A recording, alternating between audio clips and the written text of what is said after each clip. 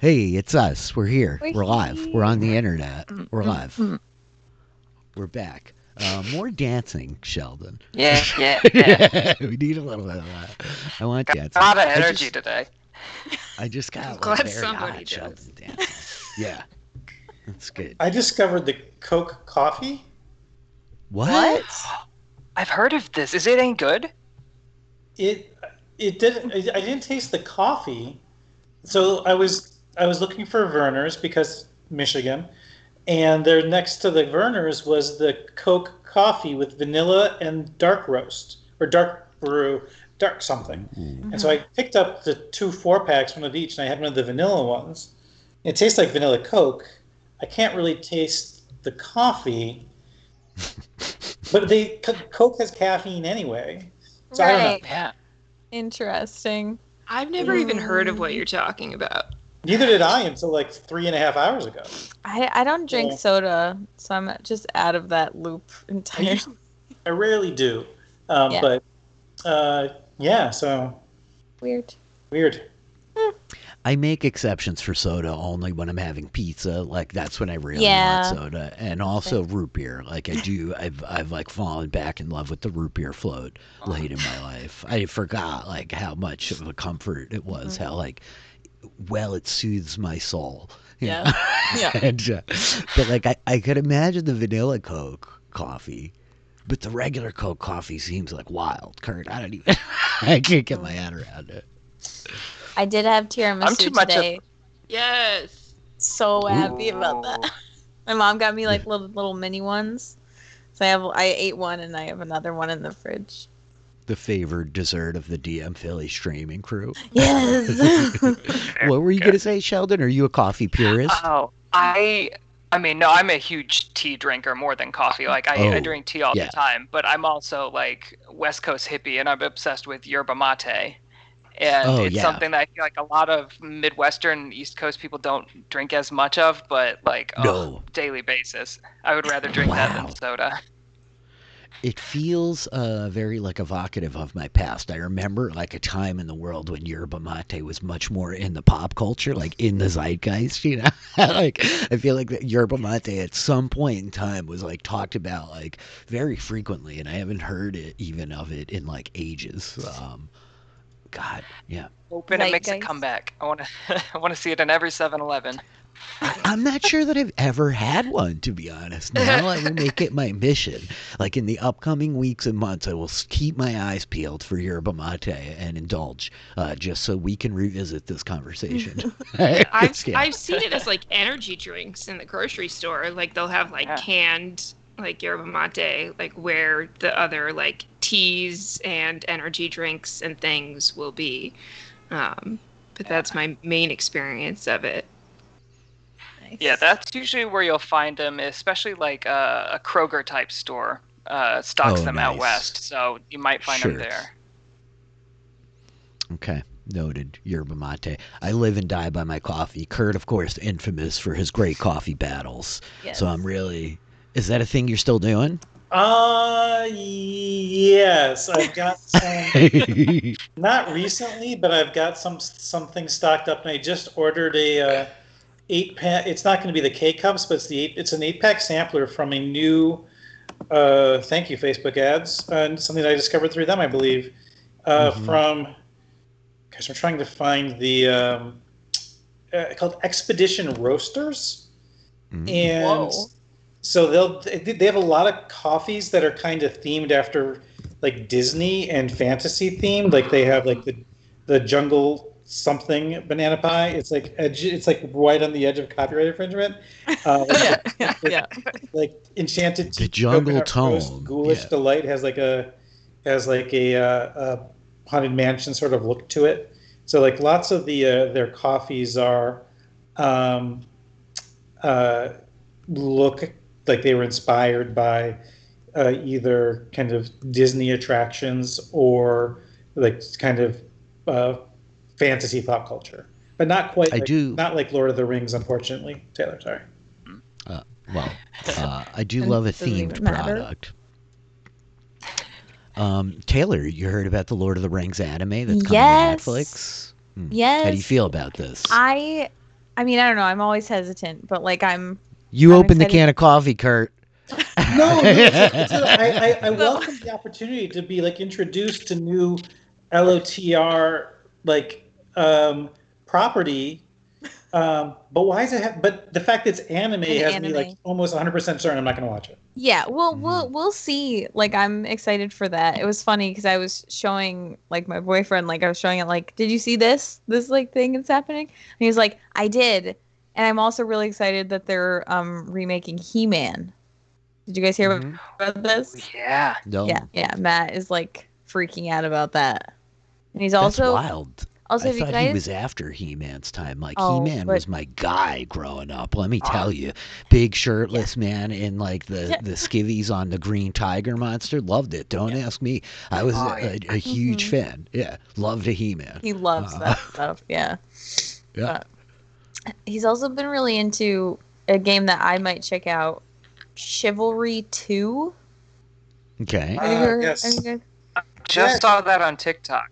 You do crazy you things just in spend that 3 game. hours opening doors for people. It's kind of fun. Oh my gosh. He said he wasn't sure if I would like it because it's like it's all multiplayer. Like it's only like you're just playing with a bunch of other people all the time. Mm-hmm. But it's like consistent like battles. But it's way more, apparently it's way more in depth than you expect it to be. Mm-hmm. But apparently it's fantastic. He's been playing it nonstop for like 3 days, so recommend that to people. When we're talking about massive multiplayer online games, I think at this point I'm contractually obligated to suggest that you join us in Final Fantasy XIV as we are having a grand old Even time. I'm there. Yeah, exactly. Even said. This conversation, Matt and I, we went from Riders of the Rohirrim to the He-Man remake to him talking about this game Chivalry to me being like, I need to play Final Fantasy with everybody. Yeah. Do it. Yeah, it's a delightful time. It's a freaking blast. I'm like back into it. I like had been playing it last year. I got to the end of like the main story quest into the Heavensward stuff, and I picked it back up now, and I'm at the end of the Heavensward expansion, and it's so freaking good. There's such like cool dragon stuff happening. Like it really is a good like single player story game. It like fits all those Final Fantasy scratches and itches. I love it. And I don't know how I feel about the Lord of the Rings anime. I'll say this: some of the Netflix animes are good. I watched the Dota one, and like I don't care about Dota. I'm a big League nerd. I've played Dota, but there's that Dota anime. I don't even know if we're allowed to call it anime if it's produced by like an entirely English production team, but Well, there's like was American good. anime. I guess it is. But it was really good. It was guess. really good. I love the Dota thing. And I read a bunch of Dota fans afterwards that said, like, this is garbage. None of the lore is correct. And I was like, sorry, nerds. I loved it. You know? Dota Like, fans go hard though. So oh, no, I know they do. I mean, so do Lord of the Rings fans. They That's why do. it's Yes, interesting. so like, do we. they do. Yeah. I mean, and that's but- why I'm like, but- we'll see. I don't know. I mean, just getting to see Helm's Deep like in its glory is going to be really neat. I think even if it's an anime, getting to see kind of like a series that we're used to seeing, but with life instead of seeing like the Age of Men at an end, like that's depressing and not fun. Let's see what it actually looked like at its peak. Not for nothing, but yeah, like despite all of my like curmudgeonly instincts, I like you tell me you're gonna make a show about Helm Hammerhand, I am there for that. You know, like yes, cool. Helm Hammerhand, yes, excited. yes. I think I'm hoping it'll be fun. That's where I can't help but think of like Avatar. Or anytime I think of like something animated that's amazing, I just think of that show. And Rich, I'm Yep, still I sad am that you're like meh. I'm just lukewarm on Avatar. I have to be honest. I watched a couple of episodes. It's too like sweet and loving for In me the or something. beginning. After there is like a noticeable shift after about like 8 episodes when they're like, oh, Okay. the fans are more adult, and then they get there. But you are not wrong. The first season is It's for kids. yeah. Yeah, it's And- very and- like optimistic. Yeah. Yeah, and then seasons 2 and 3 are very much for adults, and it gets way gayer, and it's so beautiful. Yes. Like they embrace like a lot of themes that I think the first season you're like, oh, I didn't know we were gonna hint at this stuff. Cool. Mhm. Yep. That's great. That's like a thing I have not heard discussed around Avatar. So like I know it's good. I know a lot of people that love it. I would never be like, oh, it's not a good thing. And even like I'm talking like crap about Dota. I'm sorry, Dota fans, if there's any of you out there. Like I would like wig out if they got the league stuff wrong, you know. But not really. But Avatar, I like could see myself digging it, and I put it on I think last summer and was kind of half paying attention. Like I think I put the first episode on like, okay, I'm gonna watch this, and then I was like, okay, I'm totally distracted. Yeah. I'm gonna like keep this on while I'm multitasking, and then I was like, what is even happening? All right, you know, like I think I need to shut it off. So I didn't give it a fair shake. I'm not like really judging it. But like that whole journey you just articulated, Sheldon, reminds me of like Star Wars Rebels, that I thought was like a very similar kind of arc, where like those first few episodes, it's like, oh, right, I don't love this as much as like I like Clone Wars. And then I think they realize like, oh, wait, like we've got Who's like watching a this? Star Wars audience. Yeah. Not like a bunch of 7-year-olds. Let's like kick this into gear. And it gets really intense and really, really good. So yeah, I'll give it another try, Taylor. Believe me, I Good. will. Because yeah, I mean, that show, like I will watch with my children. I will watch with my grandchildren. I will watch multiple times before I even think about having children. I've watched it like at least 3 or 4 times in my life so far. Well, probably way more than that because the reruns of episodes when I was little just over and over and over again. But it's so good. Mm-hmm. And it handles character arcs and growth really well. I think in a lot of complex ways, watching like children grow up and have to realize that they are in charge, even though adults are in charge, like giving weight to children in an animated show, I always love, where it's not treating them as if they're less than, just treating them as if they're up against the world. And it does a lot of showing like what you can get through physically fighting and then other ways you can succeed. Yes. And sometimes I love fighting that. is the only way, but It's deep and it hits heavy in some parts. Like, oh my gosh. I love the coming of age stuff, like as Taylor and Kurt could attest, but like the Firelight Tales game, you know, it's like these like youths like coming up into like facing like absolute adversity and like being pushed to like like rise to the occasion and all that kind of stuff. I love that. So I'll give it a shake. Yay. Yeah, so we're obviously just like hanging out and chatting, but we're down one Nick Shivdar, Kevin Mahadeo on vacation for a couple of weeks. We had our, I think it was pretty climactic season finale kind of episode last week, and I think that's it. I think last week puts a pin in season 1, as like we talked about at the end. And so I figured tonight it would be cool, maybe like a bit of a palate cleanser. We just like get together and talk about where we're at. Like, what do we think? You know, for a lot of you, this is like the first time you've ever like opened the book of City of Mist or like heard about it, was when I was like, hey, come play this game with me.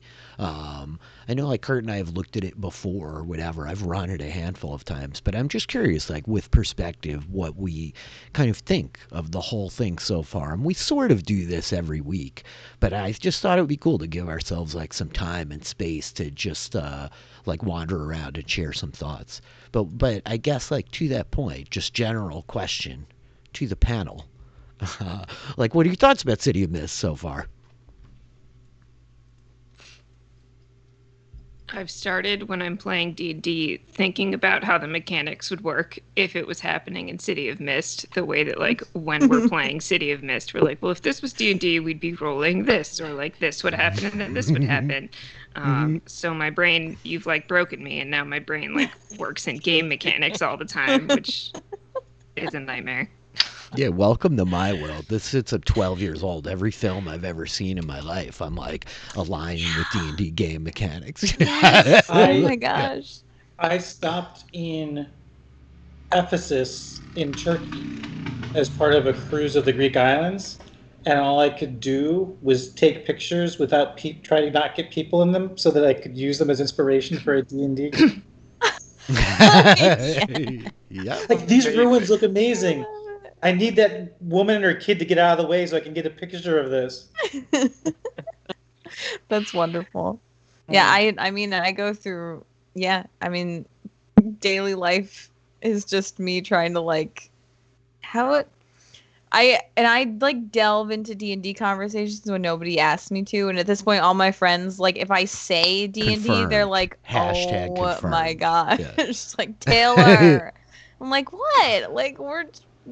I'm just talking about Dungeons and Dragons again.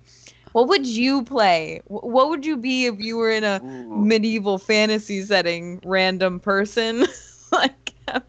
Like, what are my options? I'm like, well, let me list all of them for you. It's terrible. Oh, it's so bad. I was yelling yesterday about how I was a druid for some reason, but I can't remember.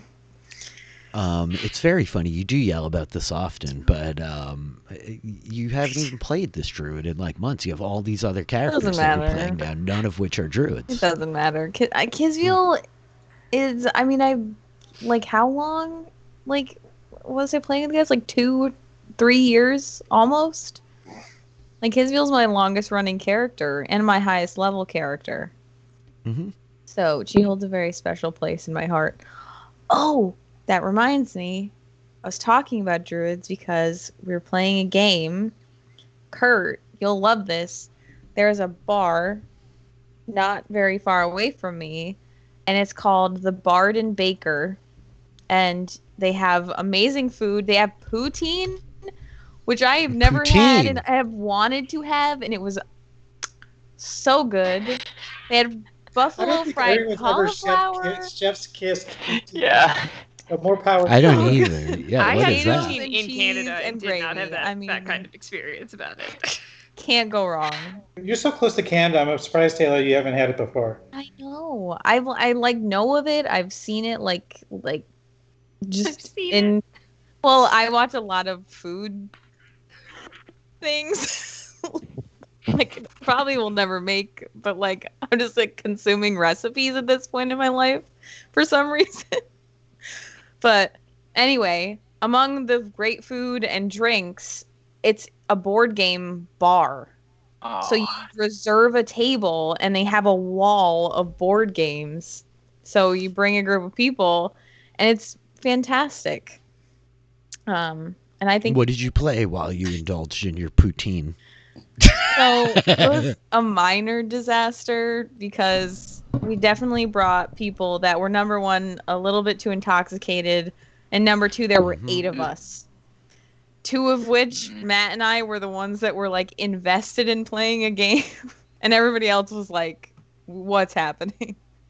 So we ended up, a game I played in college that I really enjoyed that was pretty simple and like easy and fun to do with the larger group was a Carcassonne.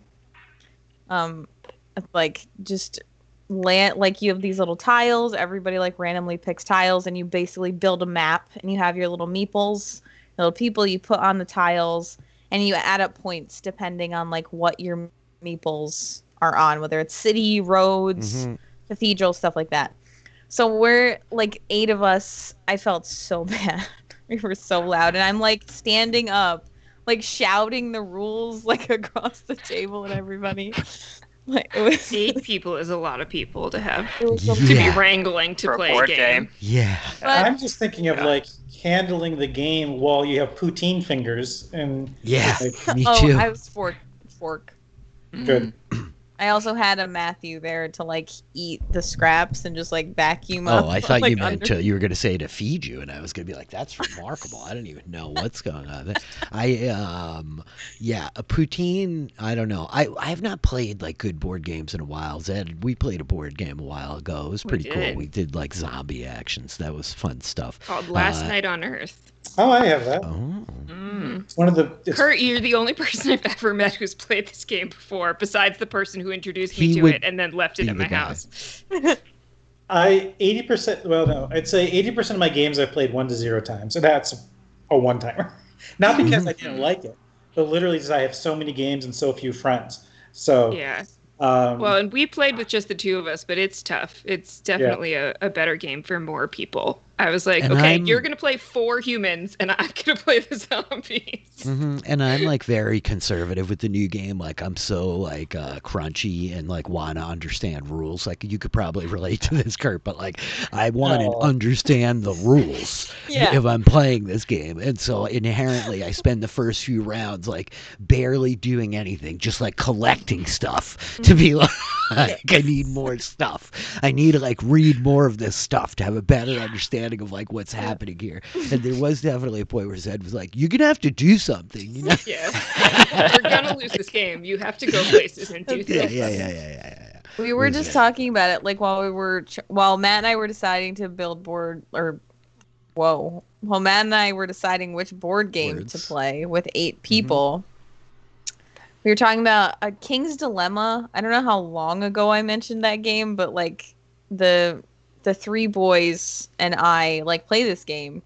And they were all like, "Yeah, we wouldn't play this game without Taylor because she like read all the rules and like she knows what's going on and we have literally no clue." And she's like, they're cards like that have like stories on them. So you pick a card and I like get to, bard it out and like take on this role and like they're like Taylor knows all the Whatever. rules so she can handle it. But To defer talking about City of Mist for a little longer, over Memorial Day weekend, I played. I got this game for Christmas, Paranormal Investigator. Thanks for that, Kurt. Yeah. And I did answer the question 10 minutes ago. hey, we're talking about games. Yes, and Same here. I Well, I busted mean- it out for the first time over Memorial Day weekend, and the concept is it's a little bit like Mysterium, if anybody's played that, but one of you is Oh, dead I and love is a it. ghost. And there's like a deck of these cards. You can only do each one once, but basically the ghost draws a card and it tells you everything about the manner of your death. And then everybody else are these psychics, and they have to guess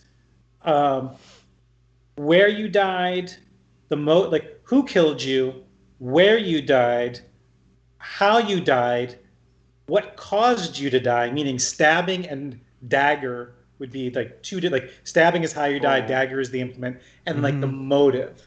It's like mega And- clue. Yeah. And they kind of have like key words for each of these 5 things. So like if they say like, if they say circus tent, tightrope, or whatever. There's certain keywords that they have to kind of say to like for it to count. But they can't just ask you questions. Each psychic has a set of like 6 to 8 different things that they can do. Like they could play the tarot card and ask you and all the questions have to be open-ended. And then you have this small deck of like 8 tarot cards, and you have to pick 3 and use them in some way. You can like cover up some parts of them with other parts, but you have to like try to answer the question using the deck of tarot cards. Something else might be you've got these 2 pieces of rope, and you have to answer their question trying to like shape something or indicate something with the rope. And so you can't. Or the one where you have to like mouth a single word or point to something in the room to indicate an answer to their question. And so they have to kind of piece together the story. And I've only played it once with one person, one psychic, and they actually got it. It was interesting. They didn't have the full story right, but they guessed the components. So yeah, it was an interesting game. Anyway, That sounds It sounds very like- fun. Well, it sounds like Taskmaster. I've been on like my Taskmaster bender, Sheldon. Yeah. As you like mentioned, you were participating in a live Taskmaster. And now, like that's all I do is watch Taskmaster all day. And I just watched one where they're like mouthing things. They're allowed to like make sounds but not say things. Anyway, yeah. anyway.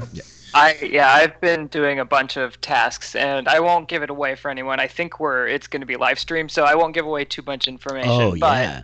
one of my latest tasks, I had 24 hours to turn my bathroom into a trendy nightclub, and Oh yeah, dude. it might be the greatest thing I've ever done in my entire life. Yeah. It's Is there a great. is there a fog machine? There wasn't a fog machine.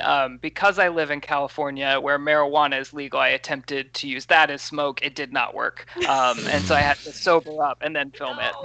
Yeah.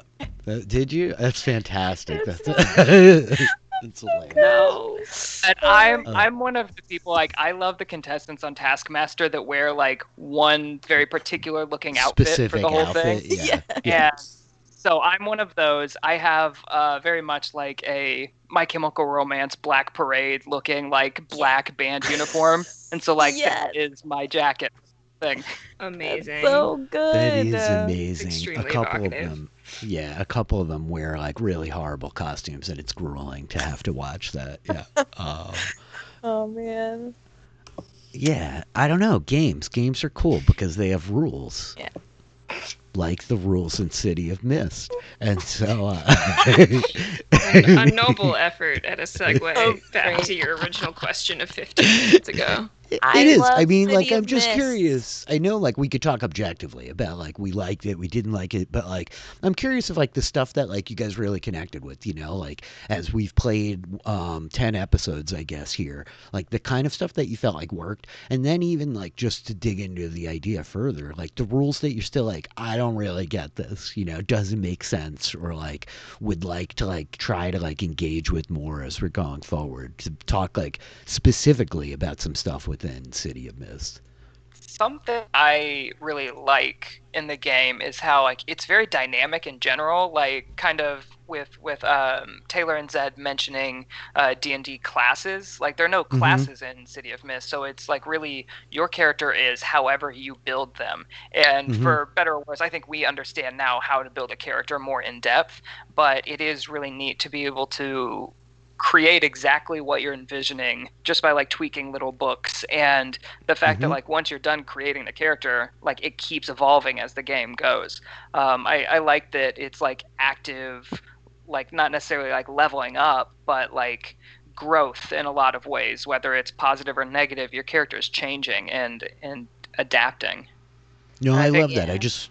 I was talking about this with somebody the other day in relation to like City of Mist versus D&D. And D&D is like this very incremental scale. Like the power is accumulating like up, you know, you're just gaining like more of it over time. And there's not a lot of like lateral movement in Dungeons and Dragons to like change. Whereas in City of Mist, like we're kind of bounded in a certain sense. You can keep getting more power tags as you're getting your evolutions, but fundamentally, like we're shifting sideways a lot of the time, right? And like the growth isn't always like this incremental increase of like physical power, right? Of like violence even or whatever. But yeah, it's really interesting, and I love the lack of character classes, right?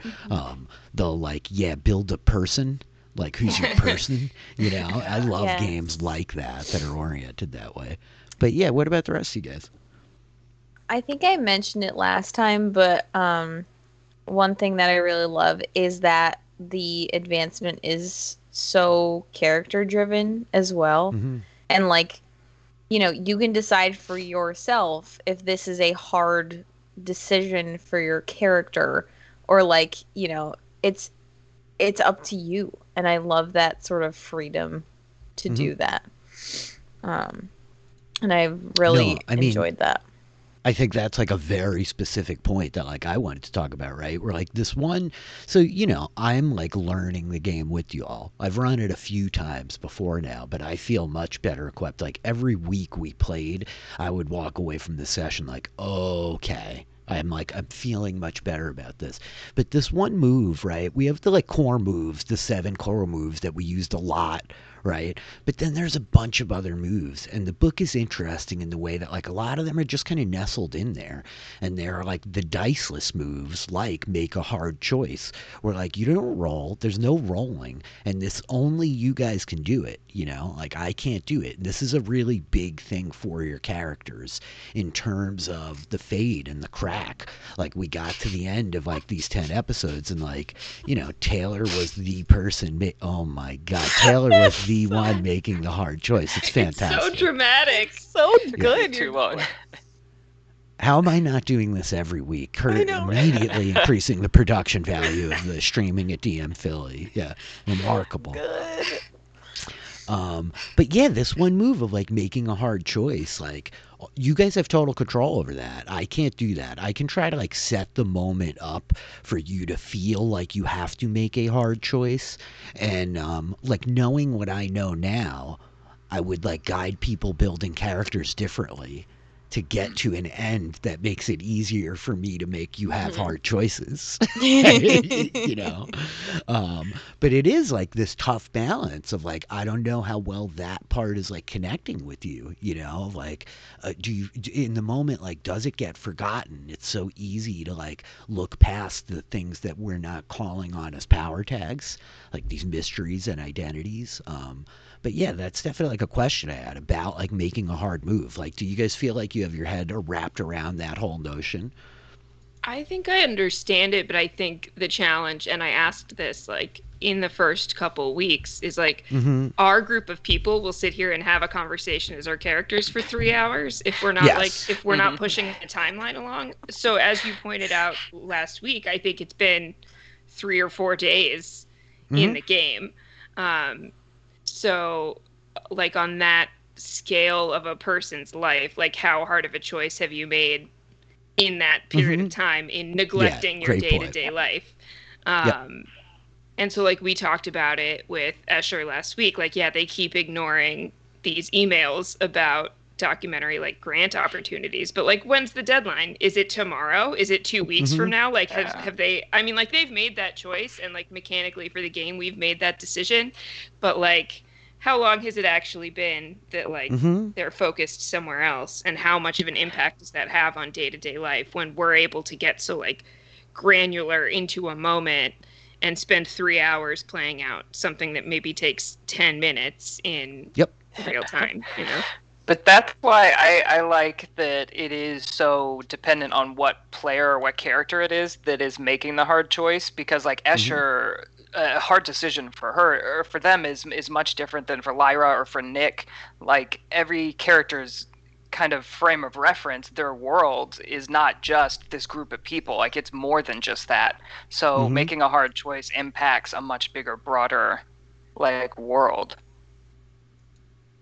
For sure. Yeah. I mean, I definitely agree with that. There's such variance, right? And that is the thing where, like, for some of you, there is stuff that could be much more temporal, right? Like, I don't know, Nick's decision to, like, go with his parents, even, like, that could have been a hard choice, you know? That was me tempting him with, like, making a hard choice. That felt like an easy one of, like, okay, you have this thing that, like, your parents are so important to you, where you came from is so important, but, like, your friends are about to go back and deal with this, like, murderer who like has specifically been killing people trying to get you, you know. You gotta send them alone, and he did, but that like held to his identity, right? This like identity that Nick has is like, no, who I am is important, like, you know, where I come from is important. And so it was interesting, but there is such variance in that for each of you.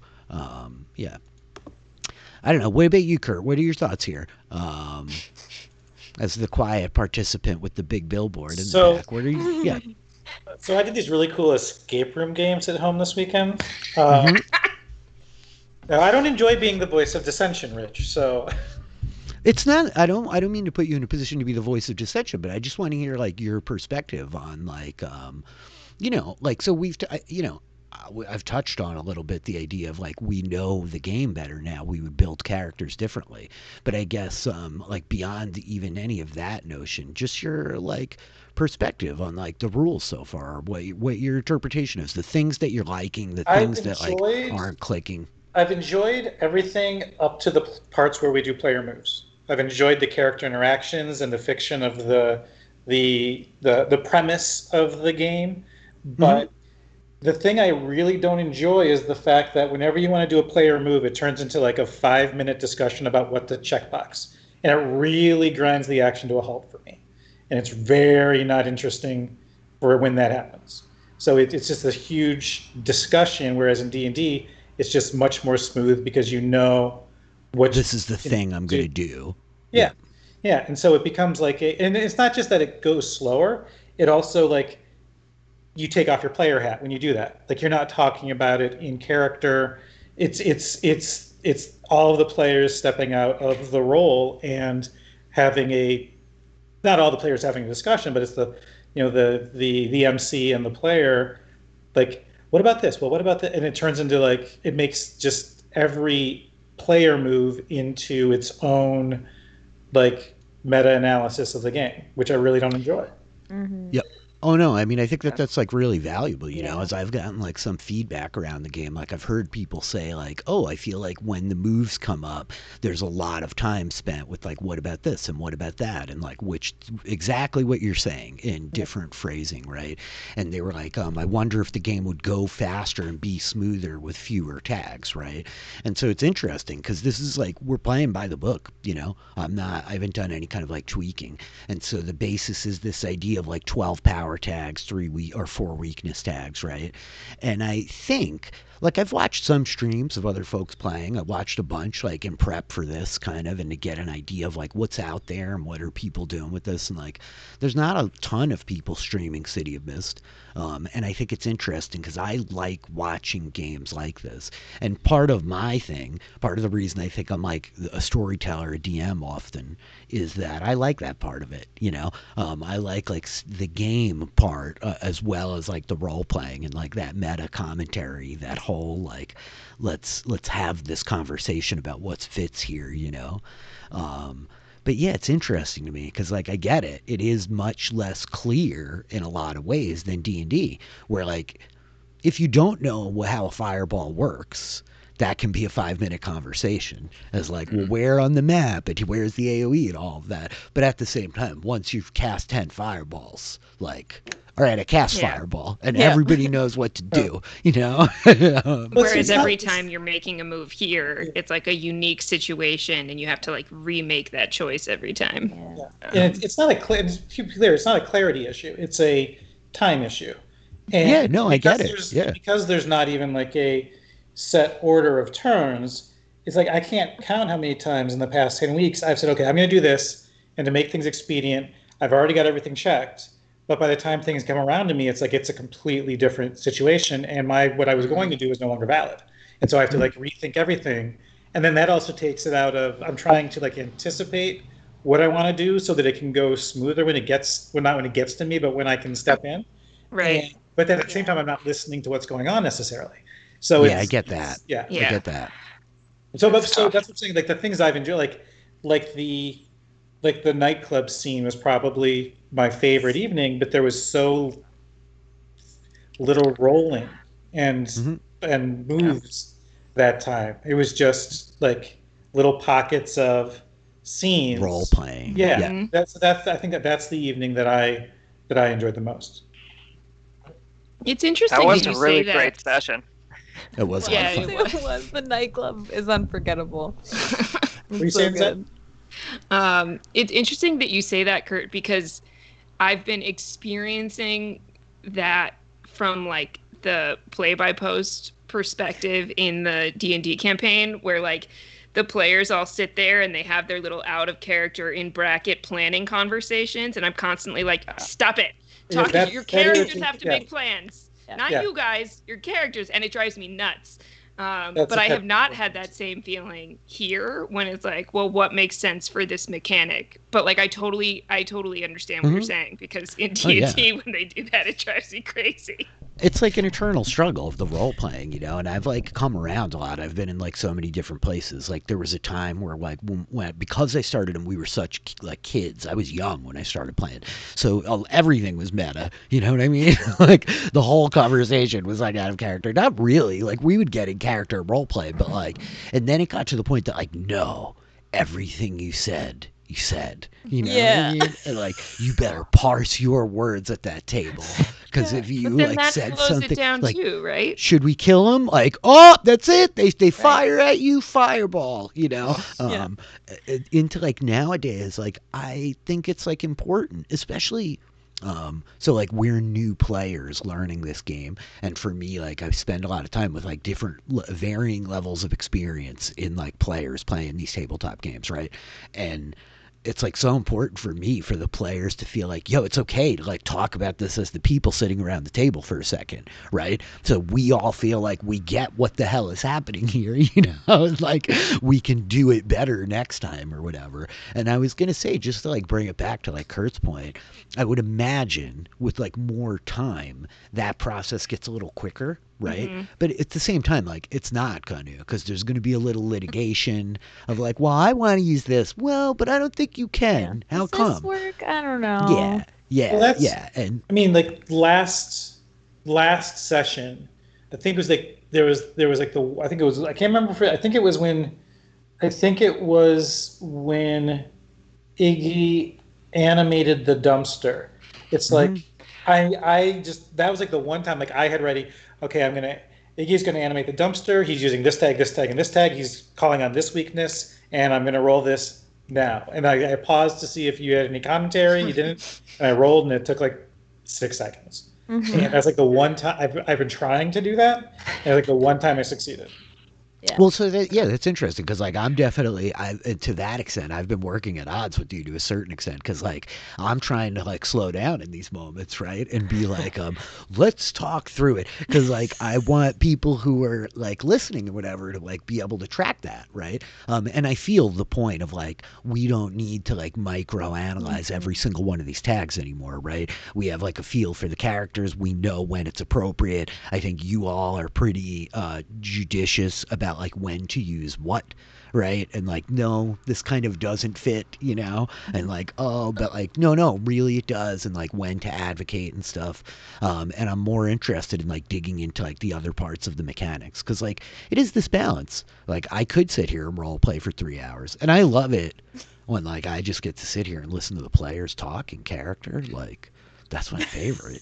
You don't have to do anything. Yeah. Yeah, I love it. It's so funny because I remember, like, if I take it back to when I first started playing D&D, I mean, I played with a lot of other people that were also just starting, and we all like did play very meta and like out of character.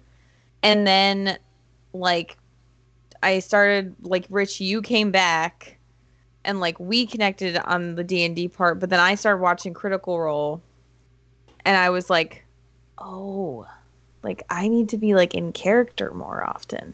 And I remember like sitting around the table playing and being like, and so what does your character do? Uh-huh. Like, what is this? So, and now I'm just like, yeah, Well, we can sit here for 3 hours and be in character. That damn Critical Role effect. I know. Yeah. It was bad in the Critical beginning. I Role feel is like great. I've settled in now. I don't have as high of expectations, but definitely Well, you like best helped not. shape how I play now. It's good. It's a really good interpretation. I think they're like a great example of like you take away all the like awesomeness of them as actors and stuff. I think they're a really good indication of like, especially that first campaign of people figuring out the rules, Yes. and, like talking to each other, and they strike a really good balance. I think because they and like Matt are all so close of like. How much should we talk about this out of character? They're really good about like bringing the tactical conversation into the in-game thing, and that can be hard for new players. And I think part of what's like interesting about us, we're not like a group, and this is the case for like a lot of the games I play in nowadays. We're not a group of people that like have known each other for 30 years and are doing this together all the time, right? Like we all, I know all of you to one extent or another, but even like Sheldon, we met doing this, right? And so the more comfort we build with each other, I think the easier it gets for the things like, yeah, there is no initiative in combat. Like you can just go. You want to do a thing, do the thing. Do it now. Don't wait. Like you want it to not get disrupted, you do it now. Somebody else is doing a thing, interfere, help. Get Interfere. involved. Well, and Well, I think yeah, but I we mean- started to get more confident with that just in the last Yeah. couple of weeks, especially too. of like, Yeah. oh, this Yeah. is a way that I can engage in what's happening and not having to be so precious about, what feels like an initiative. Like even if there isn't actively an initiative order, which there's not in this game, we're still like, well, they're taking their turn, so I'm gonna wait until it's my turn. Well, it'll never be your turn. Yeah. Mhm. Like turns are not a thing. And it's I mean, like tough you will to move have the that camera confidence. around and ask people what they're doing, but like we don't have to wait to be prompted or told. Like, Nope. okay, that person's turn is over. They took their movement and their action and their bonus action, and now it's your turn. Mhm. Like Lyra can roll 4 linked moves and do a half an hour battle, and the rest of us can like watch that happen if it's like not something that we're participating in. Mhm. Yeah. It's a really different dynamic, right? Yeah, I mean, it's very distinctly different from other things, and I think we are finding like more confidence and more footing. That's been like fun to see for sure. Yeah.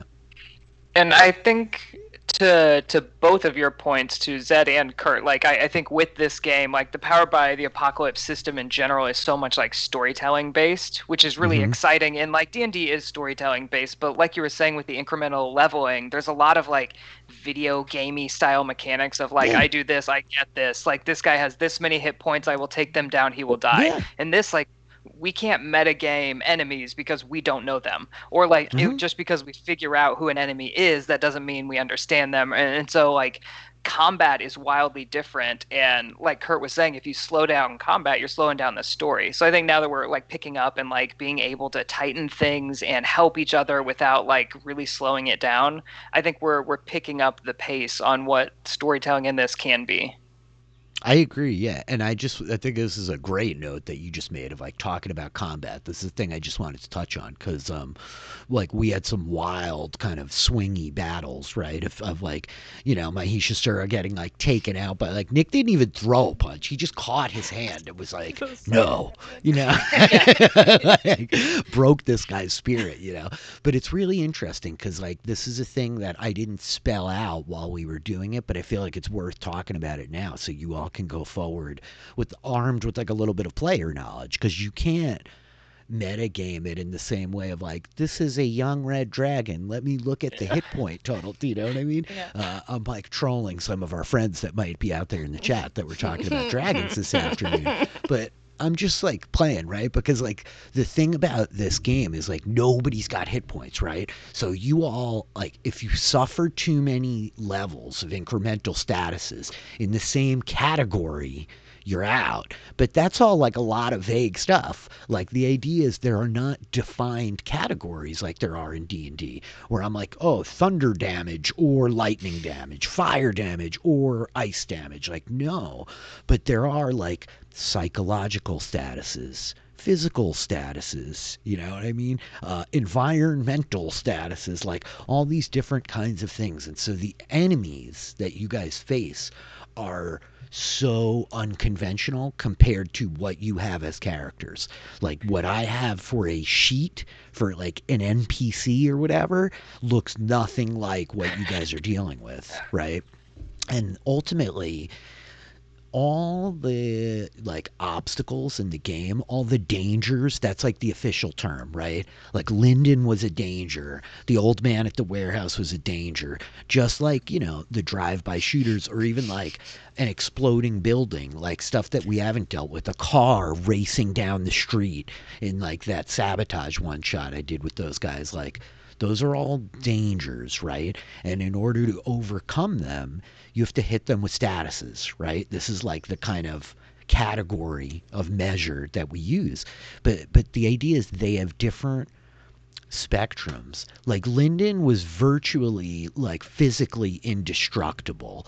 Like a toe-to-toe, like let's smash each other around fight would go nowhere with him, because he's got these built-in statuses of like invulnerable 5 and stuff like this, right?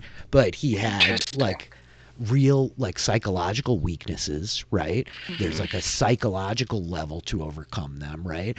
Like the gang of Linden's people, if you were to have physically fought them, that would be like, it would be like 5 or 6 like levels of like physical statuses that you would have to apply to them, whereas to like psych them out and like talk trash and get them to walk away, you could do it in 2 or 3. Yeah. So there's all these different ways to like skin the cat. It's about right? finding like the narrative solutions rather than just like chipping away at a pool of hit points. Yeah. Right. And that's what's so like interesting, that you can, once you have a little bit of insight into like these opponents that you're dealing with, from like the very straight up, this is a fucking out of control car racing down the street, to like, I think this is a giant shape-changing buffalo demon. You know what I mean? like knowing those things equips you a little bit as players with like, how do we overcome this? You know, like to step out in front of the speeding car and be like, you know, is going to be a lot harder than like to, you know, knock something else in front of it, right? Or to like flip it over, do different kinds of things, right? But like following the narrative is going to often like get you to the easiest solution, and like aligning those things is hard. That's one of like, I guess, the challenges I've faced, and it's part of why I was like excited to play this game, because I wanted to like be challenged a little bit. Is like, it's so, you have to be so improvisational in the moment to like take these abstracts and like turn them into like clever, witty things on the spot. Like, great, you get to inflict a level 2 condition. What is it called? Yeah. I mean, that's kind of how That I took some think getting of- used to. Yeah. Yeah. Yeah, finding the wording is definitely like tricky, especially because you want it to be like succinct and clear for what what is like inevitably not a succinct and clear action that you're taking. No. Um, Yeah. But like that's how I think of combat narratively in D&D anyway. Is like it's a pet peeve of mine, and I've spoken about it before. Of like when you're playing D&D, and it's like, yeah, I do this. Okay, it does 7 piercing damage. Okay, for my bonus action, I do this. Okay, that hits 6 more damage. Okay, that's my turn. Well, what happened? Yeah. Yep. What does it look like? Yeah. What What does it is look all like? of that? It drives Yeah. me nuts. So to play a game where like inherently the combat has to be narrative because like that's the only way that it works is much more. And I mean, like I said, that's what I do with D&D, but like that's much more interesting to me of like, okay, well, I get even it. if you are like punching a guy, like you're making an unarmed strike, like, Yeah. okay, you're doing something that's going to cause an effect. And what is that effect? Yep. And how does I that get play it. out? And I think I- like, oh no, go for it, Taylor. Go ahead. No. You go. I just was gonna say, like, as the eternal like storyteller, right? Like, yes, I'm always like striving to like paint the picture, but even I fall into it sometimes because D&D is so standardized. Mm-hmm. It's easy, like, and it can bog down, right? Combat is like the most complex thing. It can get very slow. It can crush momentum. For me, I have this tendency to like catch the momentum. I want to get like on the edge of the wave and like hammer, like, okay, that's your action, bonus action movement. Let's go, let's go, let's go. Like, are you ready? You're next. You're next. Who's on deck? Because like it helps just push a little bit and keep Right. everybody like, all right. And like in the midst of that, like I'm trying to constantly fill the gaps because I am part of like why I like being in like the driver's seat or whatever behind the DM screen is like I'm always like thinking about like what is the scene here? What's the room look like? Where are the people? Who's standing there? What are you wearing? Where is your sword? How do you get it out? Where does the bow go? Where does like the arrow hit? Like and because like that's the picture, right? Like the Mhm. job of like the storyteller, I think in all of these games universally is to get all these disparate minds on like the same page, right? So we're all kind of like imagining as close as possible to the same situation and circumstances and movements, and like we can all see this same picture that we're painting together, right? And I lose that in D&D. There are like many times where I realize like I'm pretty good about like articulating the combat, especially for players who don't, who like leave that. For me, it's like, okay, you're giving me that space to like Mhm. scribble out what happens here, and I like that and like take to it easily. But I love it when a player has like flair and theatrics and brings their own like drama and energy to the movements. But yeah, it's really easy to get swept up. Yeah. And like, okay, that's 37 points of damage. Next, let's go. Let's go. Action, bonus action. Yes, you attack, you stab, you cut. Yes, Yeah, next. we you didn't know? come to D&D to do math. And like you're gonna have to do some math, but like why would you focus on just doing a bunch of math when you're there to tell a story? I get it. It's funny. It's like, again, it's the part of it where that's like the role playing in the game, and for some people connect so easily with the game part of it, and the role playing is very like it's easy for you as like the Broadway person to be like, I didn't come here for math, whereas like a lot of these people are like, oh, I've got the perfect modifiers. Let me tell you, It infuriates me. It's funny because for me, I feel like it all depends on the situation. If I'm in a big group of people and we're in combat, I'm like, okay, I do this on my turn, and you can just go to the next person. Like, DM, don't Yep. even worry about me. I've got it all figured Yep. out. Just move right past me. But like in a smaller group, like with like Kurt and like over like Firelight Tales. Like it's Yeah. a smaller group, and I sort of have a little bit more like, Eerie like throws Oh, the yeah. ball of fire and like hits it like a baseball bat. You know what I mean? Like I Yeah. feel like I have a little bit more space, but like I try and be like the most like convenient like turn ever. Player? Yeah. Like I'm like, Yeah. nope, I'm good. Yep, I do this thing. Oh, it doesn't work. Fine, just keep going. As a person who gets to play a little bit nowadays, yeah, I'm like so with you, Taylor. I'm like, my turn comes up, and I'm like, okay, this is what I do. Here's my bonus action. Here's my movement. I run over here.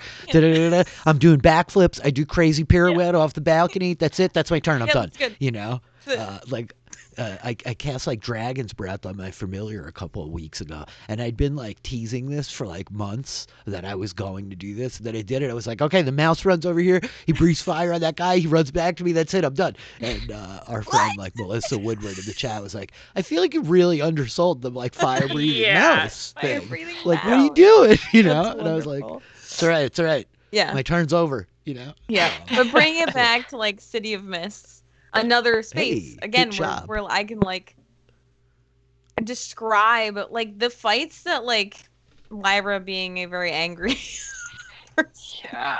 having got into a few scuffs, like the one even with Lyndon, like the sweeping of the foot, like the throwing of this punch, and like oh no, like now she's like leaning against the wall like half dead because she like handled that incorrectly. And this last fight, this last episode, that was like one of my favorite things. Like that was so fun. I had such a fun time doing it. It It was was super dramatic. It was felt great. dramatic to me, you know. The like I dropped through the gate, like you could see it, right? And then like the swing back up, all of it. Yeah, I really enjoyed it. yeah. I love And that. I like that about this game is that it's dynamic in the way that like every action has some sort of a consequence, both like in terms of like Lyndon's men coming back later and like wanting us, but also Uh-huh. like how far Lyra has like cracked or faded. I don't know which is which, but really like pushed on her character so much that because she's done that, it has a consequence in the city, meaning that like that nemesis showed up. Yeah. I like I love the that. game has that where like yeah, feel free to like advance and change your character up, but things are gonna happen. But Oh yeah. you have an nemesis now. Yeah, because that added I- a whole different dynamic of like usually when you see somebody that you come up against, it's like we have to defeat this person.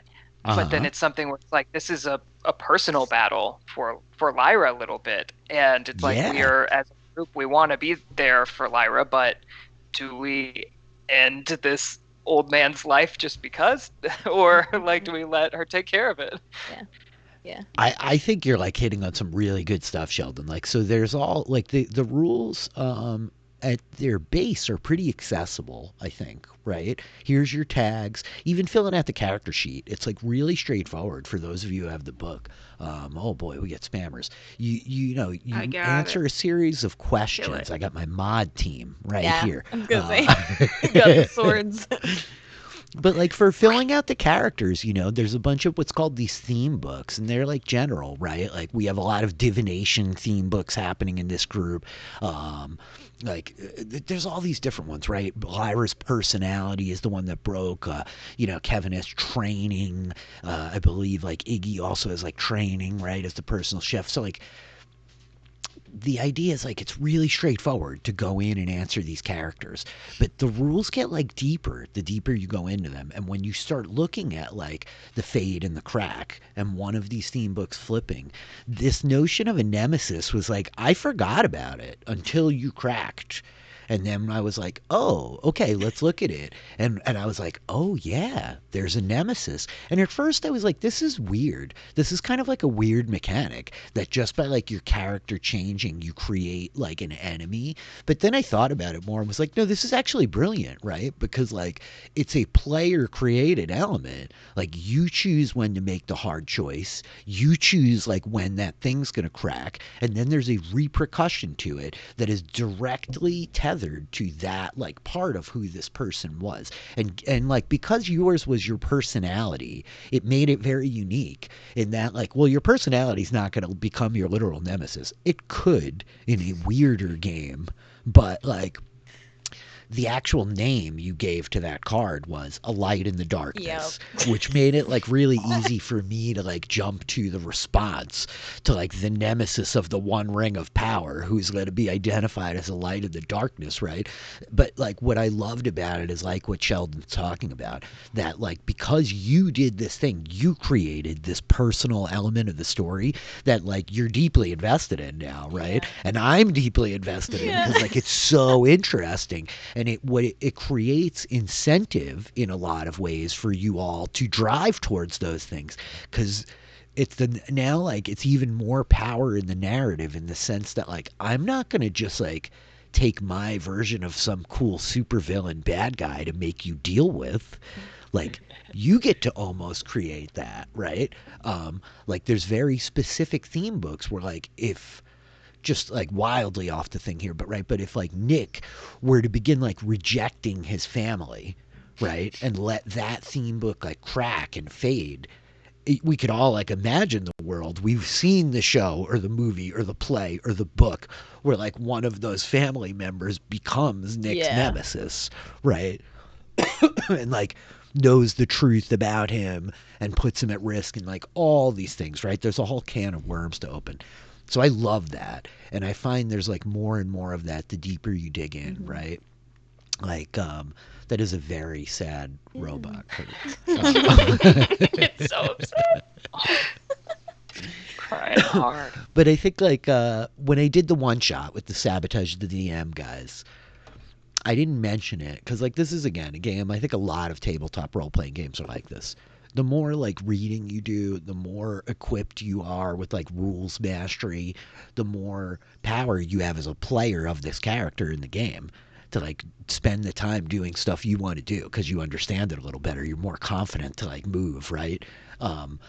But the one move, stop holding back, it's this big diceless move that we've not really even talked about, let alone touched on, where you like burn everything out, but like you do some like earth shaking, world shattering type shit, and like we had one of the characters in that one shot playing Talik, who's like a South American god of the storms, right? And he just like brought down the lightning and lit up a whole carnival with this lightning strike. He created a rain of knives that eviscerated a couple of people. He like blew the place apart. And we had a little like homage to that in one of our episodes where like the lightning roiled across the city. But it like irrevocably changes your character. And that's stuff that I just want to like, point to you guys to be like, hey, by the way, there's like some crazy shit in this book. And like I'm never gonna like shove that down your throats. If you find it on your own and want to dig into it, it's all there. But there's a few different things, even like tapping into the mist for answers and all these kind of weird little rules nestled in the book. Yeah, it's wicked. Yeah, I love it. So like a challenge. Go ahead, Sheldon. I've talked a lot. Oh, I was what were you gonna thinking say, Sheldon? it's also interesting too because we each have characters who aren't as physically like they don't necessarily change per se, as like Lyra and Escher pretty much stay similar. Well, I guess Lyra can go wraith like, but Escher they look like a human, and so is Iggy. But it seems like Jonathan physically changes, which is interesting, and I think something would stop holding back. The literally thing that's been holding me back from doing it is that fear of like, oh, what if he is like transformed forever, which is like a potential outcome. But I think over the past couple of times we've played, it's interesting how narratively you talk yourself into something like, I don't know if that would be a bad outcome for Jonathan at this point. Like if that happens, it kind of feels in line with what's been building up. So it is interesting how your fear of where a character can go kind of quickly becomes like, oh, I want it to go there. Yeah. Like leaning into the scary in the game is a lot of fun. Yeah. What were you going to say before, Zed? Kind of like along the same lines is like if we're talking about challenges of making a character and like what we'd do differently is like Yes, Lyra and Jonathan, and I think also Nick have like very specific physical transformations that happen when like their mythos manifests in a way that like Iggy and I do not. I mean, like Iggy can teleport, that's obviously a physical manifestation. But I think, I don't know, Kurt, if you feel this way, but like I created a character that is not inherently one of conflict. Like my mythos is not based in combat in any way, and so that's made it challenging when like conflict arises to be like, well, how do I tap into like, because that's what's more like Escher's certainly not like going to fight people. Escher's just a human minding their business who, you know, doesn't know anything about fighting. But my mythos is not especially attached to like, you know, fighting either. So like I figure out just fine like what the character decisions are to make, but they're often not necessarily the most active or like narratively not, like, interesting and you know, things to be doing. And Kurt, I wonder if you feel similarly at all. Yeah, Iggy stabbing that one guy in the back wasn't canon. That was Kurt. That was Kurt having an off day. But yeah, it's like even when like Lyra was in the Fight Club, and I think, you know, we're like, she's got this. Like Iggy I stood in a corner and had a drink the whole time. Yeah. Iggy was journaling. I get it, and yeah, so it's been very much about conflict avoidance, because like prior to the mythos taking root, that's like his mythos isn't very conflict embracing anyway, and exactly. prior to it he wasn't a violent person anyway, so yes. Yep.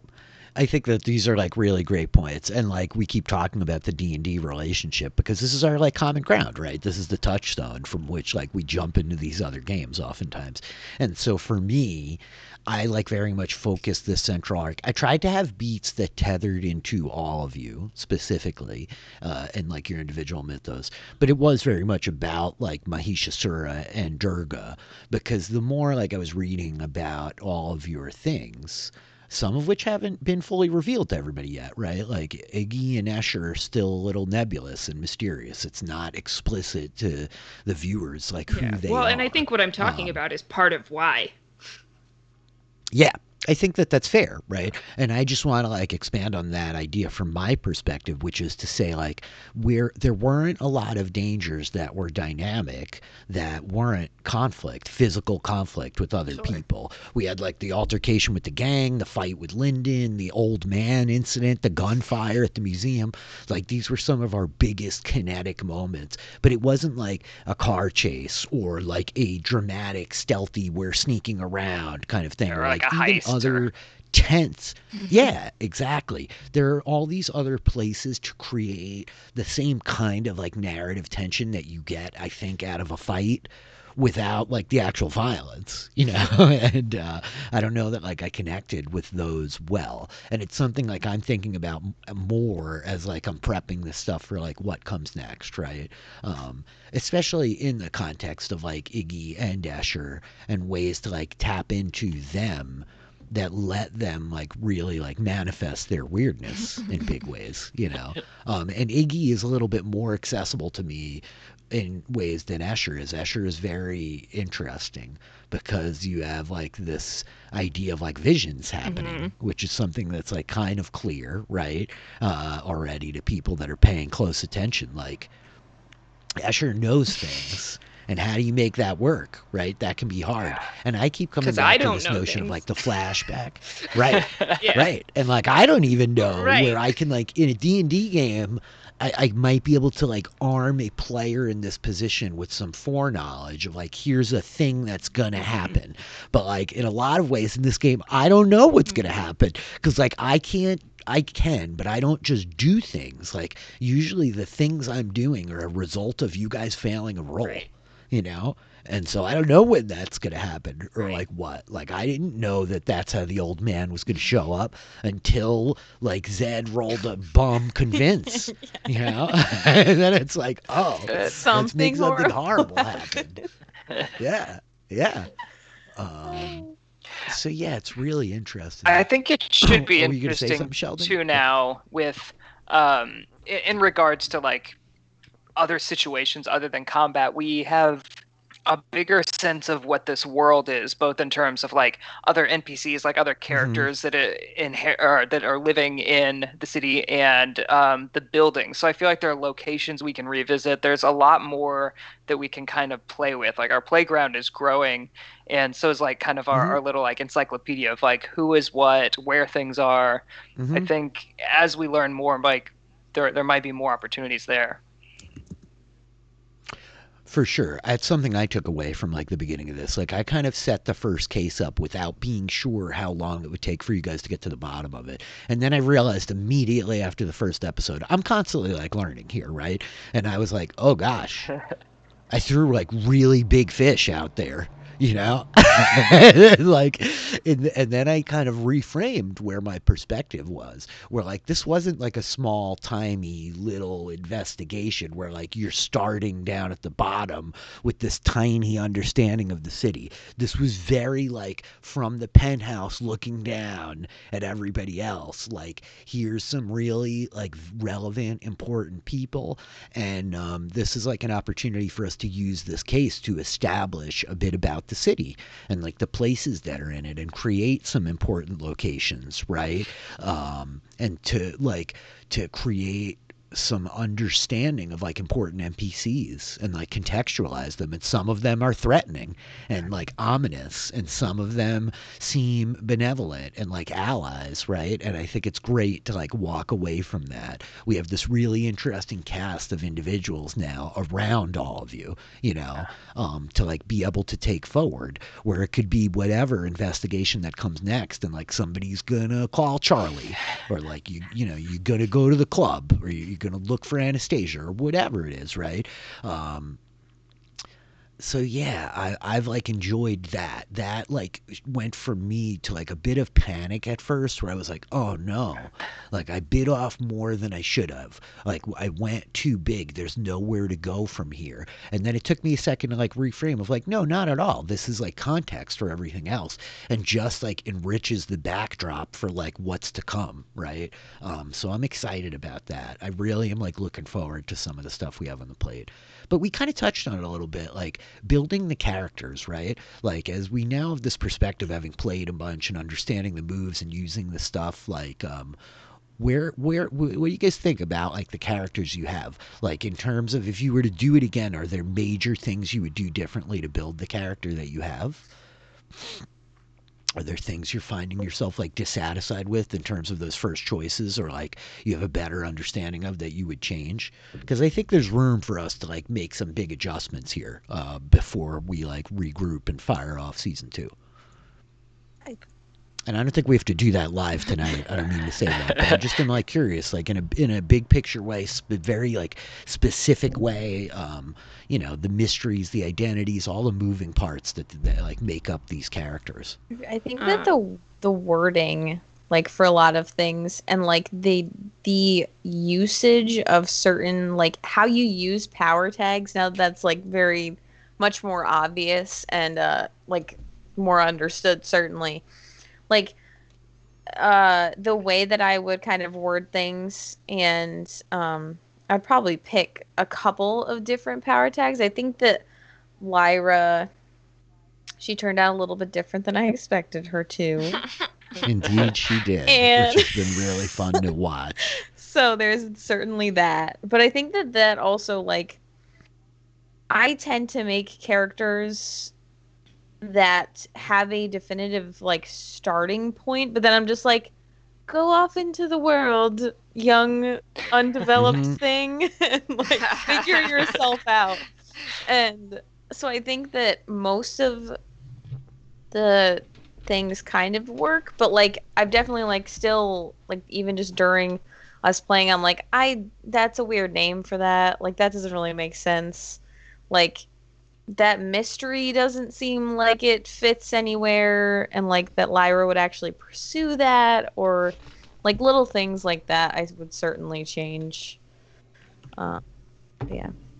Yeah, I did some pretty big tweaks actually to my Ooh, mission nice. theme book when it advanced, because I was like looking at what the advancements were, and one of them were like, "Have you achieved your goal?" And I was like, "Documentarian's not a goal. I did this all wrong." Yeah.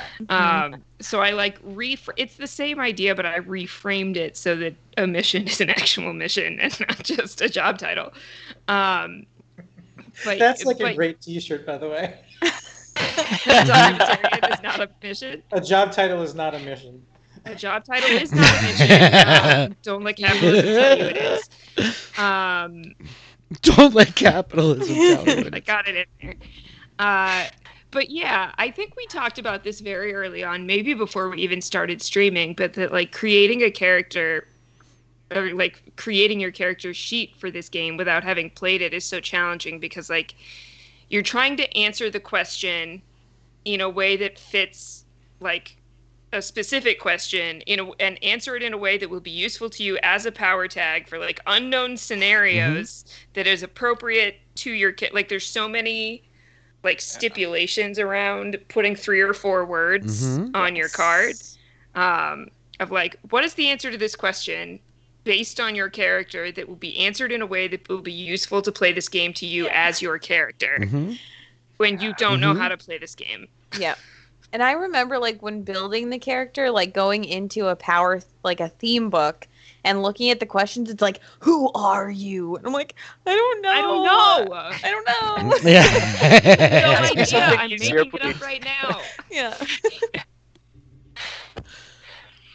I think I would have differentiated more on like 2 of my sheets are pretty similar, and then in fact like one of the answers on each sheet is almost the same thing. So like I always either use both of them or neither of them. So I feel like building it out, you really like, to Taylor's point, like you can really like flesh out and make it kind of anything you want, but it is better to like push it further away from each other so that you can kind of like grow and pull yourself in a lot of different ways instead of just like boxing yourself in, which is usually what you want to do in kind of an RPG game, of being like, this is me and that's it in this little box. But I think in this, it's nice to be like, well, I could become any of these 4 avenues. Yep. I think that's really interesting. Yeah. What are your thoughts on this one, Kurt? Before I like ramble off, I'm calling you out. I'm putting you on the spot. It's okay. I don't want you to feel on the spot. You can tell me like I'm abstaining, but that's not interesting. You're an interesting guy. Oh, so not true. I find like I have several story tags that I don't know what to do with, and I don't think I'll ever call on. And that's even after having rewritten them. I think part of it is that some of the story tags are more like effects I want to happen versus things I can tap into. Oh, that's a great point. Yeah. Like there's one about like when Iggy animates things, my intent was that people would be hypnotized by them. So like I can't look away power tag, which I never really know how to tap into, and many kind of of them happen are also like after rather than in the process Right. of. Yeah, I see what you mean. and I think I think many of them were crafted with the intent that it was very specific around a specific power versus the idea that it should be phrased so that other books like can tap into like that my I can't remember that, but that one card can utilize tags from another card. I get you. Yeah, I get you. That any given move might pull off of a bunch of things at once. Yeah. And it may not even end up even like directly being related to a power, even though you're counting on power tags. Like he can teleport, and or no, even the fact, as long as it's a spooky environment, Iggy can use a power tag, even if he's just like trying to sneak somewhere and not actually use a power.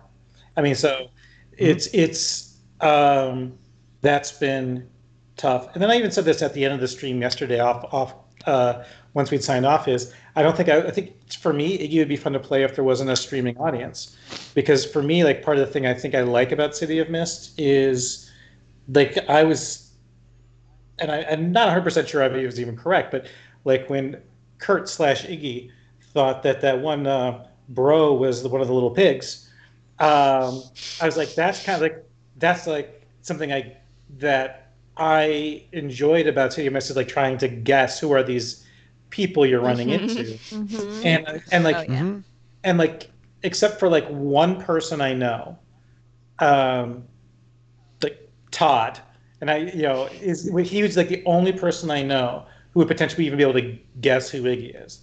And so it's like, and I'm trying to like both play the game but then like maintain a mystery, but it's like one of those things where I've already come to terms with the fact that when it comes to light, if anybody who has been trying to guess is gonna be like, oh, what?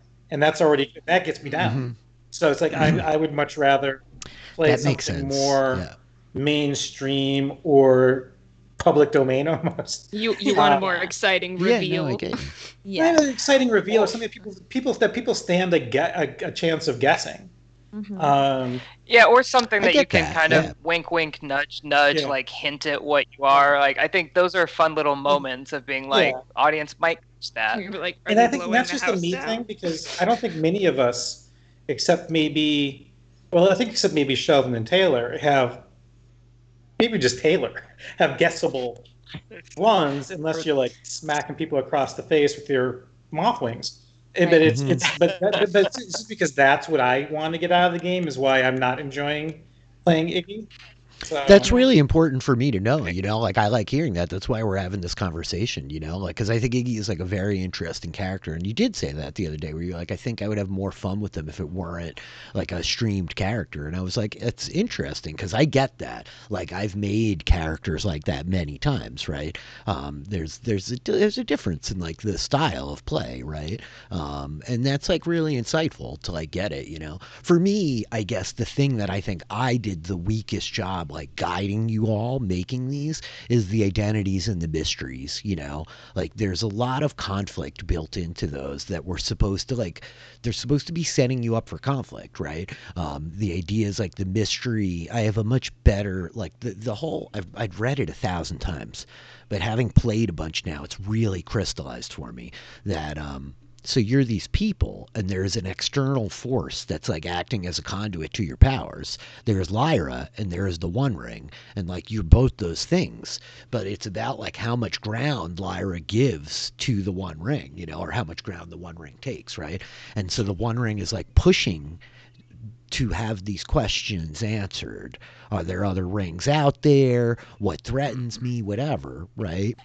And then like Lyra has like an identity, of like, but this is actually what's important to me as like a human being that existed before this weird shit started happening. And those things like should very much be at odds. Yep. They don't have to be like diametrically opposed, but the like ideal scenario for me to present you all with like meaningful opportunities to like make a hard choice, to like bring it back to that one again.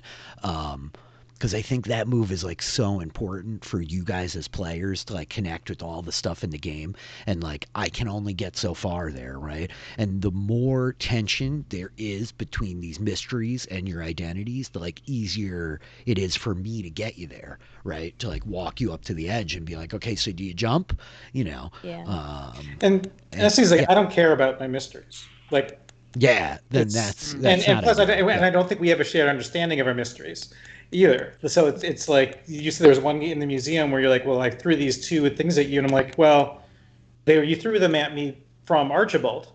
Like, I don't believe, even if there is a potential route to my mysteries, I don't believe a thing he's saying. So I don't view it as being like conflicting with, what might be important to Iggy or to his. Yeah, no, that's fascinating. That's good to know, right? There have been a bunch of things that I threw out there. Like I had a whole list for all of you of like your 4 identities and mysteries for each, right? And like I came up with all these notions of how to like push and pull and ebb and flow. And there were a few of them of like one of yours, Sheldon, one of Jonathan's is like what's the danger behind the danger, right? And I was creating like a a couple of opportunities to be like, how far will you go? You know, like you're willing to like walk into these more and more dangerous rooms, you know, like how far can we take you down that route? Or there was another one that, gosh, what was it? I just want to look real quick. Because there's one that like I've been thinking about for ages that like I love. I see everything, the stuff others miss. And so like from the beginning I've been like, but you don't know what's going on. Like how is that? You know, like how is that like pushing up against him? Like at what point do these people being like knowing more than him like become like a conflict there, you know? Like how far is he willing to push? And I kept like at the end of every episode for like a solid month I was like, shit, I meant to like make a very specific kind of moment for you to like realize like, oh wait, like I could push on this to know more. Like I will know more, you know? And so yeah, it's interesting. But I think like that's a really good one, and I just struggled to find like great ways to engage with it, you know? It is tough, like when you're creating them, I don't know who said it earlier, but you really don't know fully the extent of what each of those phrases is going to become. And so yeah, to your point, like you're saying, if I had named it something slightly differently, I see everything, the stuff others miss, like that's very kind of one way to look at like my answers, my power tags, that whole routine. So just by like choosing that sentence, that really impacted kind of how you view my character, and that's fascinating. Yeah, it's really funny, you know, because like I realized along the way, like, oh, I'm looking at these things every week, but I think they're probably the least important thing to most of you, you know, like, that like clicked or at with least me not along the as way. important to us as to you when we're looking at it. Yes. And that became like really interesting to me, you know. Cool. What about like the help and hurt mechanics? How'd you guys end up feeling about that stuff? I ignore it. No, it's one. I do. It's not something I need to use. I've used my help points a lot. I don't think we've had enough internal conflict to like use hurt points yet. Mm-hmm. Kurt, what happened? I feel like I'm on my character sheet, and my help, I accidentally moused over the help point. Like, it was completely coincidental that we're talking about this. And like the help points just went to like -25. Oh, because did you like scroll something by accident? Yeah, I didn't. You don't want help I points, hate eh? you. But it was for player character, so it wasn't for a named entity. Sorry, that just like, what's going on? It looked alarming. I was concerned. Yeah. I was like, why take -25 help points? I'll just take 25 hurt points. Isn't it the same? I think you're right though, Zed, that really nobody has made kind of a decision that was like unpopular to the group enough to kind of require us to push back. I think Lyra maybe got the closest in a couple of hairy situations. Yeah, I've been waiting for one of you guys to be like, no, I'm not going to help Lyra here. No, I don't think what she's doing is good. He stabbed a dude in the back. I loved that moment, was really and great. I thought it was great in character, Kurt, because I thought it was this moment of somebody being like, Iggy, help, you know, and you being like. My favorite part though was interpreted the what I His meant. mythos is Norman Bates. It's been revealed. Yeah, really. Well, but I like that he wasn't like that. He didn't revel in it. Immediately he hit the murder weapon, he changed clothes. Like there was remorse. Done. Yep. The scene immediately preceding that, Kurt, was like one of my favorite moments of the game so far. Like Iggy just teleporting back home while like your friends are in front of the museum and this fucking hairy gunfight. This dude's bleeding out on the street. The cops are running around. Sheldon got hit by a car. He's shot on the curb, you know, and Iggy's like standing in his sink, like. I loved it. Like it was so immediately like evocative to me of like a TV show, right, or like a movie. You could see the scene of like, zzz, and the knife goes to the river. Zzz. Like we're in Iggy's apartment, you know. We're like out the window, like the shot of him at the sink, but out the window we just see the blaze of like gunfire in the night. Yeah. I was so like, this is rad, and I loved like just to talk about some of my favorite moments. The moment where like last week when poor Jonathan was like trapped in the hospital room and you guys are all like fighting down at the warehouse. And I was like, okay, Jonathan, what's up in the hospital room? And you were like, yeah, I think I like look out the window and see the light, right? And I was like, yes, of course you do. Like, of course, you know, like I'm constantly struggling as the DM in like all these different games to like find those moments of like, how do you get from A to B? Like Kurt and Taylor can attest because they've played more D&D with me than anybody else. But we played a West Marches game for years where I would be like, okay, guys, where do you all find yourselves tonight? And Together everybody would somehow. be like, well, I'm 10 miles outside of town, you know, and somebody's like, I'm underground, you know, and somebody else would be like, actually, I'm on a ship in the middle of the ocean, you know, and I'd be like, you bastards, you can't just all be sitting around the dinner table once. Right. Like, I know you're all like badass adventurers, but like, do you ever break bread together? Can't we No, all be no. in the tavern? No. Yeah, can't No. you all just be sitting in a Mm-mm. freaking room where like we could get the show on the road here? No, okay, you know. I'm at the so treehouse. Sorry. I loved like Jonathan being like, "Oh, what is that?" And like, Yeah. it was so good, Sheldon. It was Oh, great my. because like the entire time thinking like I kept thinking like, oh, Lyra would like text Jonathan, but Jonathan didn't have his phone. That was my favorite Yeah. unintentional, So funny. unintentional small thing that led to That was so so many funny. cool effects was Yeah. Iggy having Jonathan's phone. I don't know if any of you guys have watched the Goes Wrong show on Amazon Prime. It's based on the play that goes wrong. I believe over in the UK.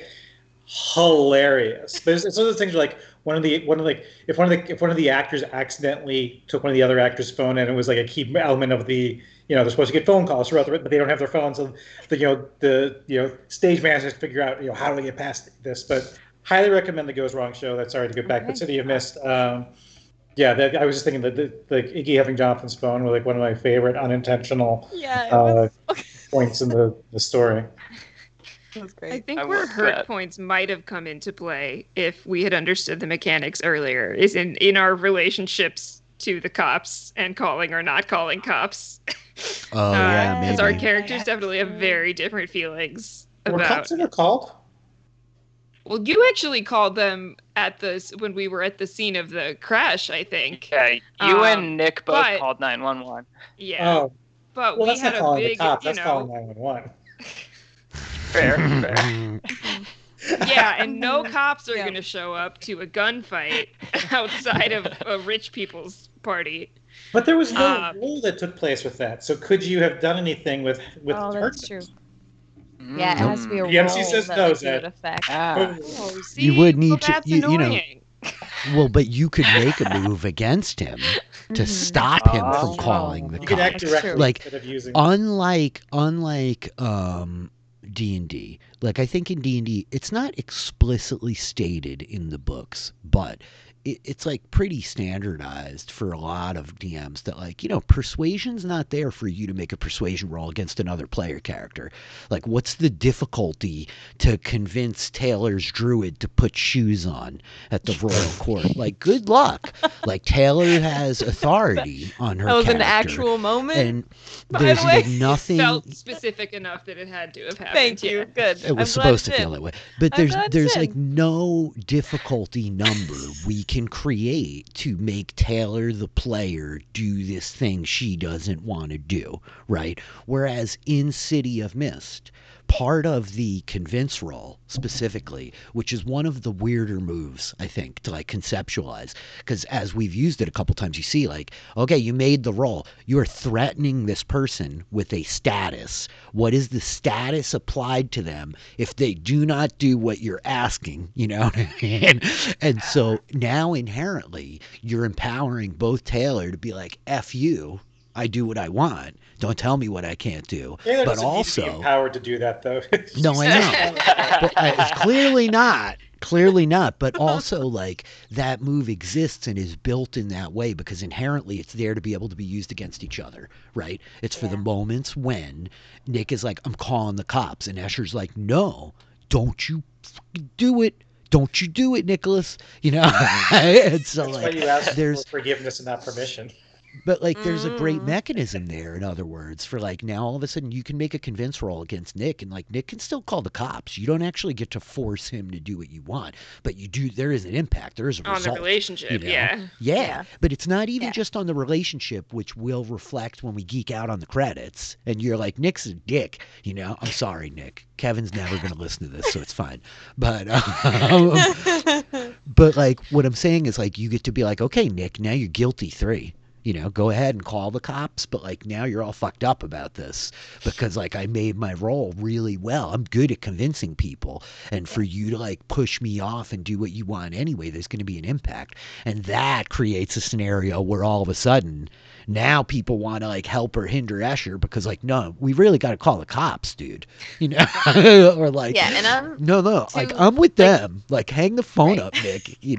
And so it's I'm thinking of like even Jonathan's witnessing Lyra like beat the shit out of an old man, and I'm Oh, yeah. rolling to like Yeah. hit him, and Jonathan's like, "No, what are you doing? It's an old man. Like you can't hurt an old man." Like that kind of stuff. And I think Lyra too. Like I don't know. I've been waiting for you guys to use your hurt points against Lyra. I guess because she's Lyra's getting more and more escalating. confrontational. Yeah, Lyra's escalating. She's really interesting. I don't know. I've really like enjoyed like just talking through this stuff. It's really insightful for me.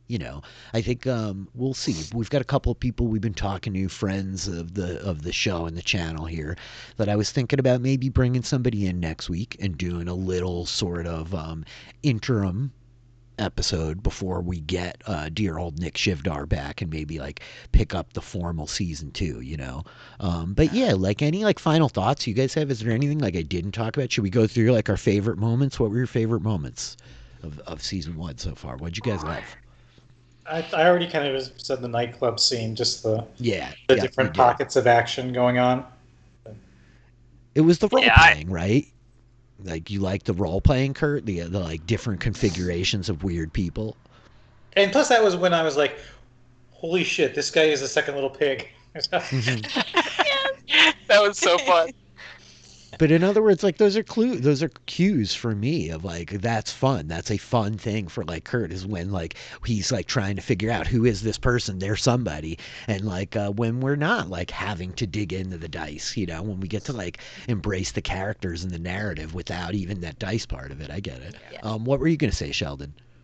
I love my favorite moment, or I love any time in any role playing game you get to start the episode with combat. And we had kind of set up Me the too. museum one, like at the end of a museum episode, we ended on a cliffhanger. It's my favorite thing to end on a cliffhanger, and then just jumping right into it, and all of us figuring out, like that was the first time where I think a lot of us had worked together or had done like combat, and so all of us learning what we can do, what we're willing to do, was a lot of fun and interesting. And I mean, Jonathan got shot several times, but I loved it. It was weird. I really liked that whole 2-part episode, I guess. I Leading up also to it, and then really, yep, I love that combat as well. I like love ending on a cliffhanger. I always look for it. Like I'll cut the episode a little early. I'll run a little late to try to like catch the good cliffhanger moment. But I love coming back to that combat. And it's like I wasn't sure how the fight with Mahishasura was gonna go, and Kevin just like smote him pretty hard. There was like a real stacking of power tags that happened, and he just kind of broke the guy's will. And also like Durga does kick Mahishasura's ass, so I was like, that's really reasonable, and like I'm okay with the way this all resolved. Like I That's didn't really need it to reasonable. be a big dramatic fight, but there is this thing of like, what about his Asura gang? Like Mahishasura's whole thing, if you read the thing, is like he had this whole like there was a whole legion of Asura that he was like sending these demons like all over the place, fucking shit up, and those guys would be tilted. And I just like the idea of them like rolling up on this gala to like, because everything had been so kind of like buttoned up and proper, and we were dealing with like mass murders, like multiple like homicides or whatever, but at the same time like it felt very white collar and all proper until that point. And like, yeah, but what about when a couple like greasy dive bar like D-bags step out of a cab with automatic weapons, like, that got exciting. yeah. Mm-hmm. Love it. Yeah, I think honestly, some of my like small, like quieter favorite moments. I really like the montages. Yeah. I really like when we like kind of like. Of course, I love it when we're all together and we're all role playing together. But something I love personally in really any game is when you can like each individual person gets the spotlight for a moment to like really describe what their character is like and what they like care about outside of like this big thing that we're all like fighting against. Like, what do you like do when you like go home at the end of the day Yeah. and like, you know, what does your character spend time doing? And I mean, I really love, and Rich, this is a testament to your like DMing slash master of ceremony skills. Like all of the NPCs, I thoroughly enjoy, and especially now that I have this like Lyra has Gerard Whitaker, who's just like the cutest, like little Cute old guy.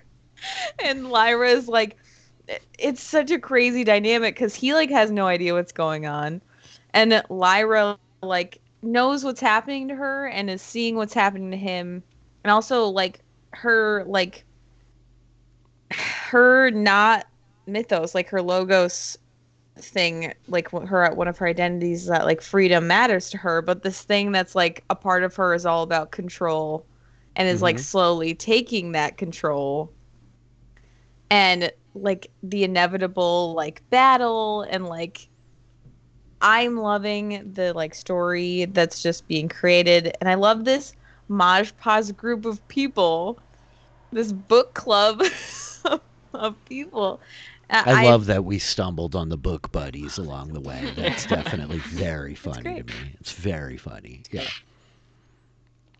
We talked initially about like the different kinds of crews that we could have, and they give you a bunch of different options, right? Are you like professionals? Do you work for somebody? Are you like straight up like private investigators? Like, is it because of this inciting incident? And our story became that a little bit, but that was more my direction than any of yours. Like the one you guys kind of landed on is this notion of conspiracy busters. And as I was doing a lot of like the digging into like Mothman stuff, it's like the government, you know, right? It's like the men in black and the suits and like all of that. So I landed on this idea of the agents pretty quickly, and I should have just called them Agent Johnson and Special Agent Johnson, because that's going to plague me till the end of this campaign. But I loved the idea of like the agents, Andersons, and they're like just being like such douchebags, you know, and like so like kind of one note, and they're different, but like not that different, you know. There's definitely a worse Anderson. There's like the one that's clearly like newer and like is just kind of trying to and then there's Special Agent Anderson who's like he's the worst. Yeah. Don't like that guy. I had a strong like notion of like Archibald and Anastasia pretty early on, and Charlie, who like sadly has like fallen so very far so very quickly. Charlie like was really beloved, and then you're like, hey, do you know someplace we could lock this prisoner up? You know, and he's like, you know, Charlie. Not ideal. No, it was all fine until he asked me to go out to drinks, like in the middle of dealing with a situation. Yeah, he's not great with people. Poor Charlie. Poor Charlie. So NPCs I thought would be more prominent were like Zelda librarian. We didn't go back to the library. Into the library like once. Yeah, and I was like really kind of, I shouldn't have been so surprised, because the nature of things became these really long nights where we would play for like weeks at a time to get to the end of the night, you know, and like that I wasn't anticipating as quickly, like the urgency with which you all engaged. What were you going to say, Sheldon?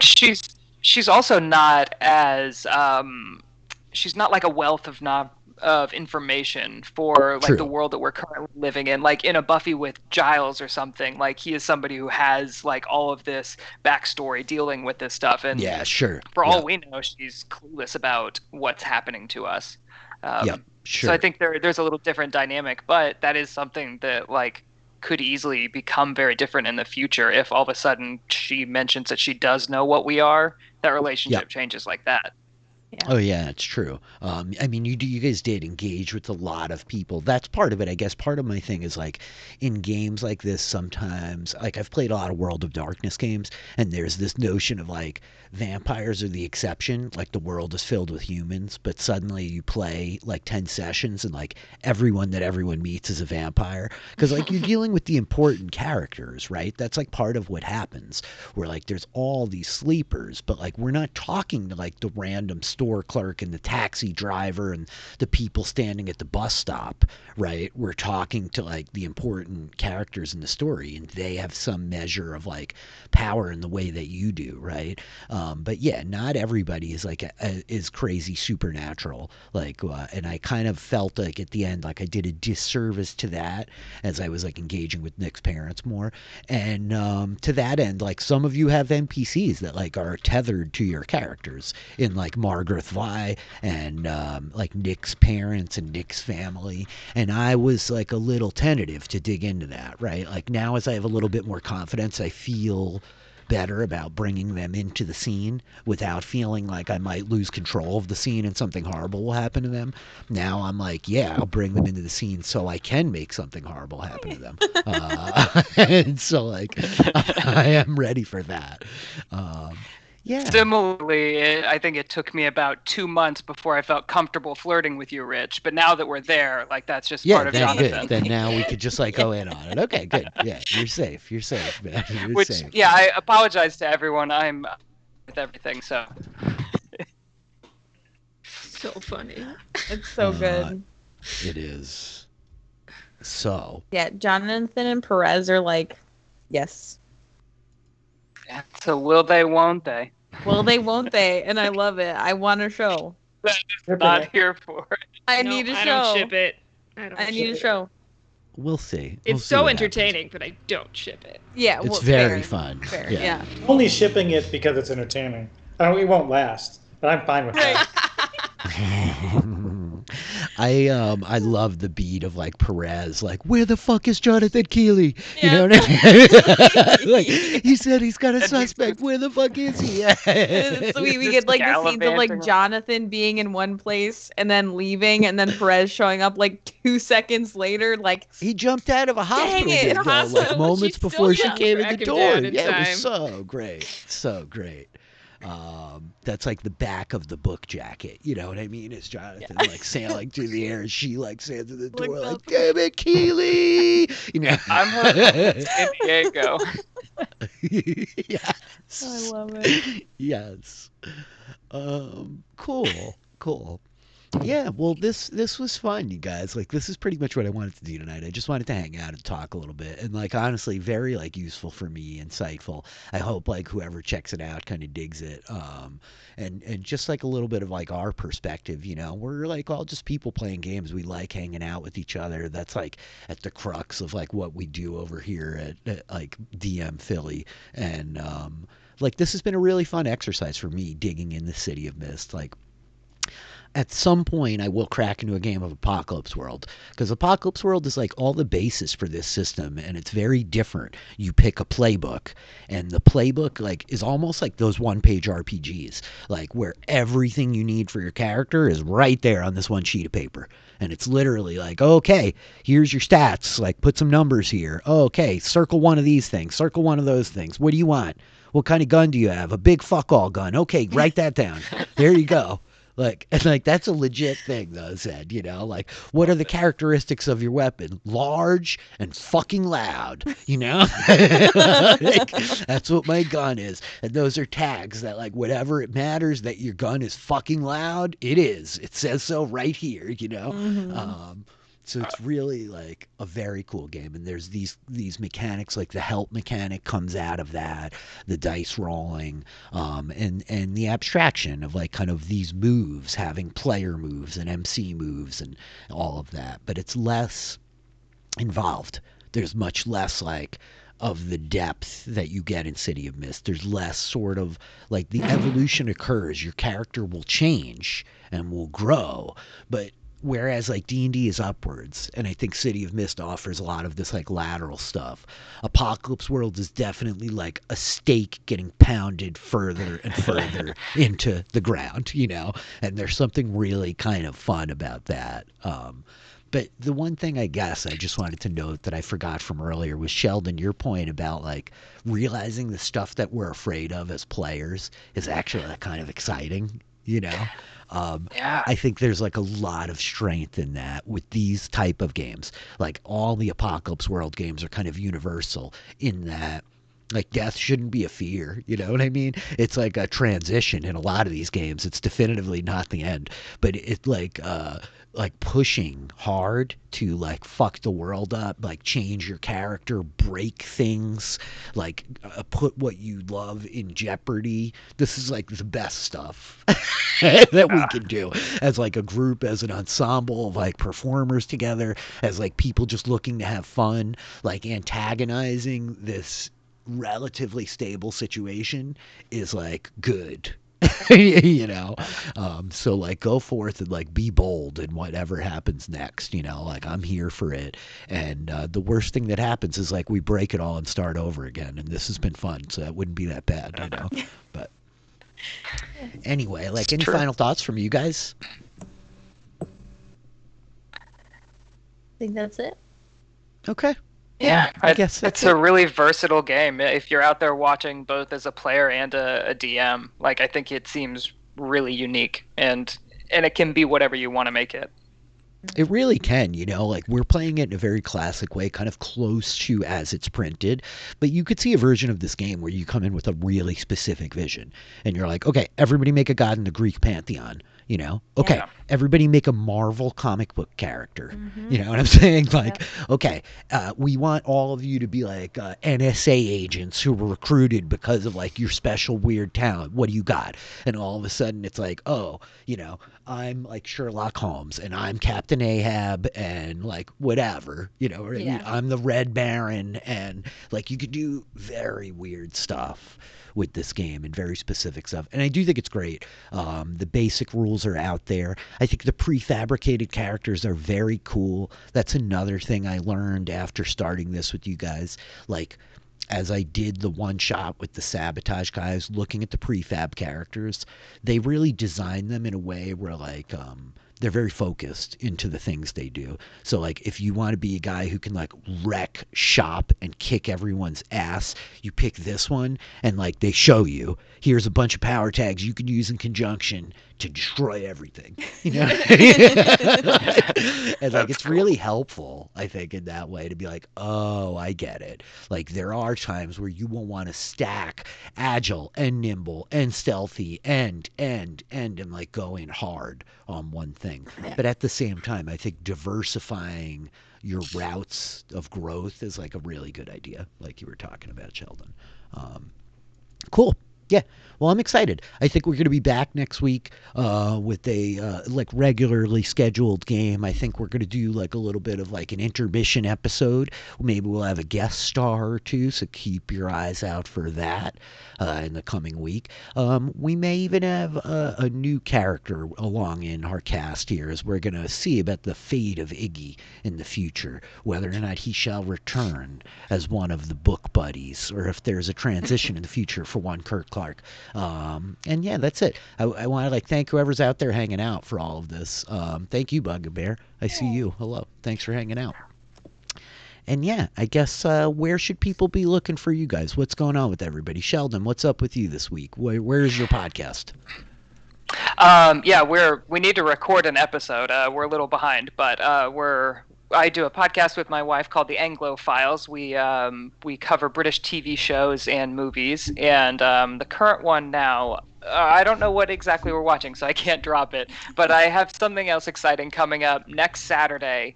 I am in something like, now that comedy is like coming back in LA, I am in the LA Tournament of the Nerds that UCB does. So I believe there's going to be like a good live stream. I can't tell you what character I'll be playing, but there's a good chance it's going to be I'll be parodying a Marvel character. So if you're into watching kind of like nerds go head to head in a like battle of comedy, next Saturday. I'll drop the link on my Twitter. You can find me at Oh, yeah. ShellDumb on Twitter, and then I'll probably also drop it in the patron Discord just so that other people can check it out. Yeah, definitely. Okay. Throw it on Twitter. I'll retweet it if I can. I would like host you here. But yeah, that's freaking awesome, man. I'll be looking forward to that. Next Saturday, you said? Yeah, next Saturday. I don't know the exact time. Whenever it's done live in LA, it's like a midnight show. It's like really like the graveyard. People come out and watch it. But now that it's like streamed on, now that it's streamed on Twitch, I think it's earlier in the day, so people all over can watch. Nice. Hell yeah. Cool. That'll be awesome.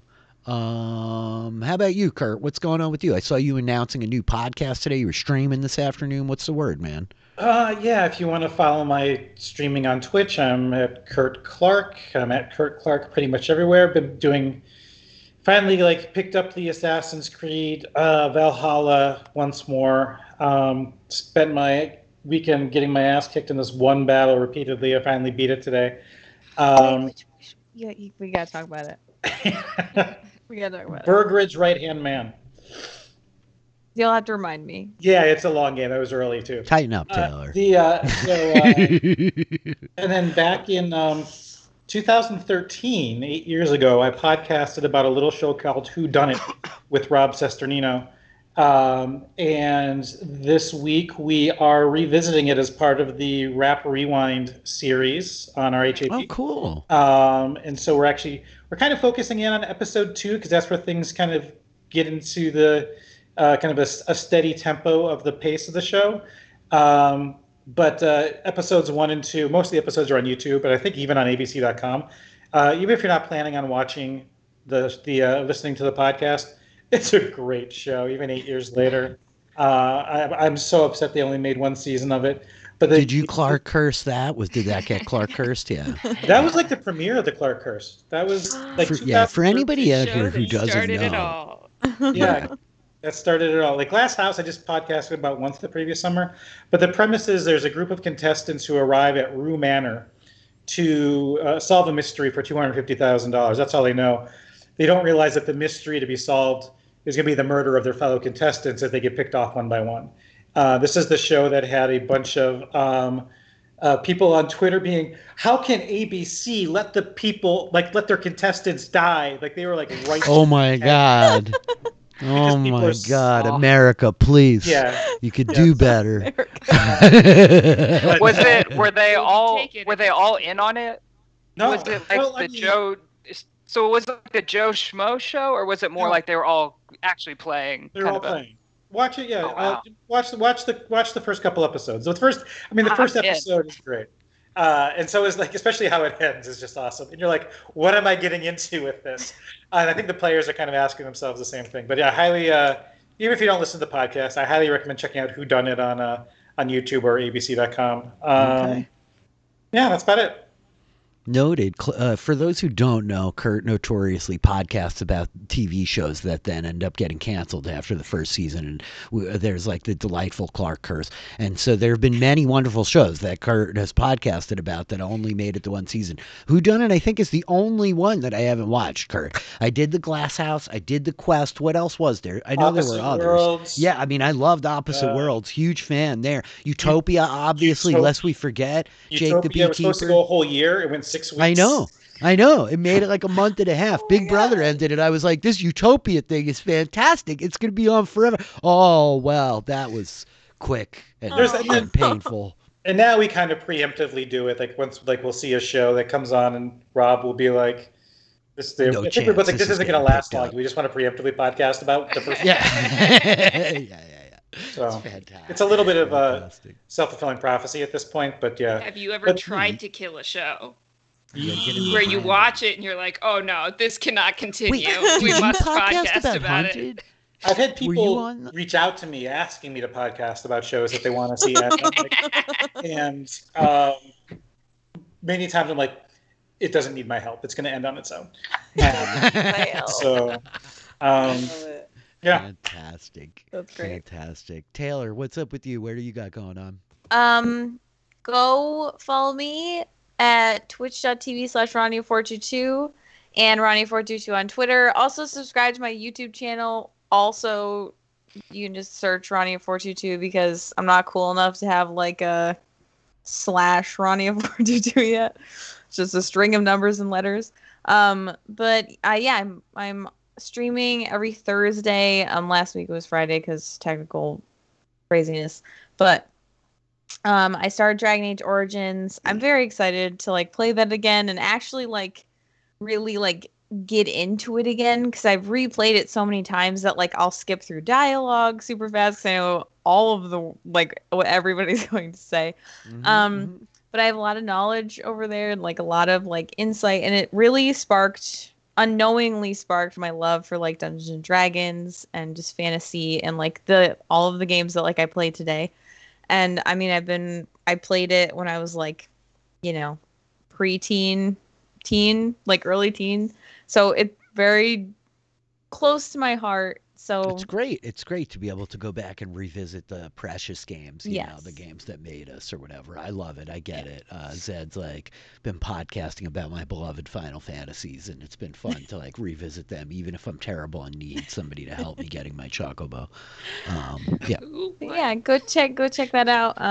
I'll keep my Twitter updated. But yeah, Thursdays, I think 1 or 2 p.m. on Twitch. So cool. Go check her out. It's good stuff. Dragon Age. I'm ready to watch. I will be there. Zed, what about you? I am podcasting about Josh's nostalgic games, for which I have no nostalgia because I never played video games until extremely recently. But we just started podcasting about the FF7 remake, which I'm so excited about. I'm having the best time. The worst thing about it is I have to like pace myself to the podcast. Otherwise I'll play through the whole game before like we record our next episode, and then that ruins the whole idea. So I have to pace myself, but I'm playing FF14 with everybody in the Discord. We wrapped Pose last week, was the finale. So we recorded our final episode recap. We're doing a special bonus episode on the Pride docuseries on FX. So I'm watching 6 hours of a Pride documentary to educate the children about the history of Pride. That's in the Post Show Recaps patron feed, patreon.com/Post Show Recaps if you're not hanging out with us there yet. Kurt just dropped a unicorn in our Skype chat, and I don't even know Kurt did how drop a that's unicorn. possible. Yeah, it was delightful. That was wild. Amazing. Kurt quietly mastering Skype in the background. Otherwise, I'm here, and I'm running the longest play-by-post Dungeons & Dragons game of all time. This isn't the same one as last week, is it? Yes, it is. Yeah, It's we're coming up on 2 weeks on Tuesday. It's not that bad. Day 12. Everybody settle down. It's Play-by-Post. great. I love It's it. great. I'm having a great time. Well, get back to me in a couple hours. I am Rich Filiberto. I am DM Philly. This is where I live on the internet right here at Twitch TV/DM Philly. Season 1, Kings of Neon, will all be up on my YouTube page. There are no links here on this Twitch page. That seems like a grave oversight. I will fix it. Yeah, you'll be able to find the links on my Twitter. I'll probably hype it up tomorrow. We'll be back next Sunday night at 6 p.m. without Kevin, but with a special guest star, I think. And we're going to actually... about Kevin, somebody else. What? Oh, you mean next week. You said tomorrow.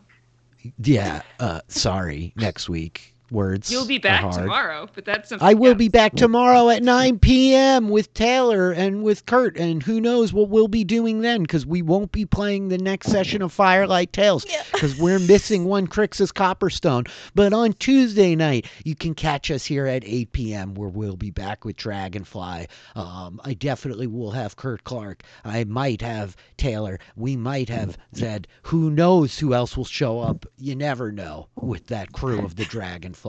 That's a fun game. It's D&D in space. I'm going to get out while the getting is good. Thank you all for hanging out and watching this interim episode. Oh, Kurt, you just beat me to it. I was just about to paste the link to the YouTube you guys channel. Are so freaking great. Look at my mods.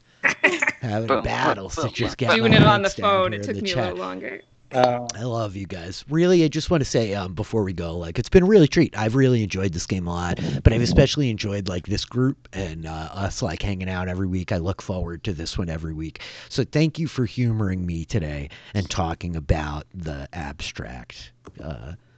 was like one big core move where we just counted power tags for 2 hours. I love it. Hey, we'll see you guys next week. Goodbye, everybody. Let's Thank go you for kill hanging out. everyone. Let's go do Kill it. everyone.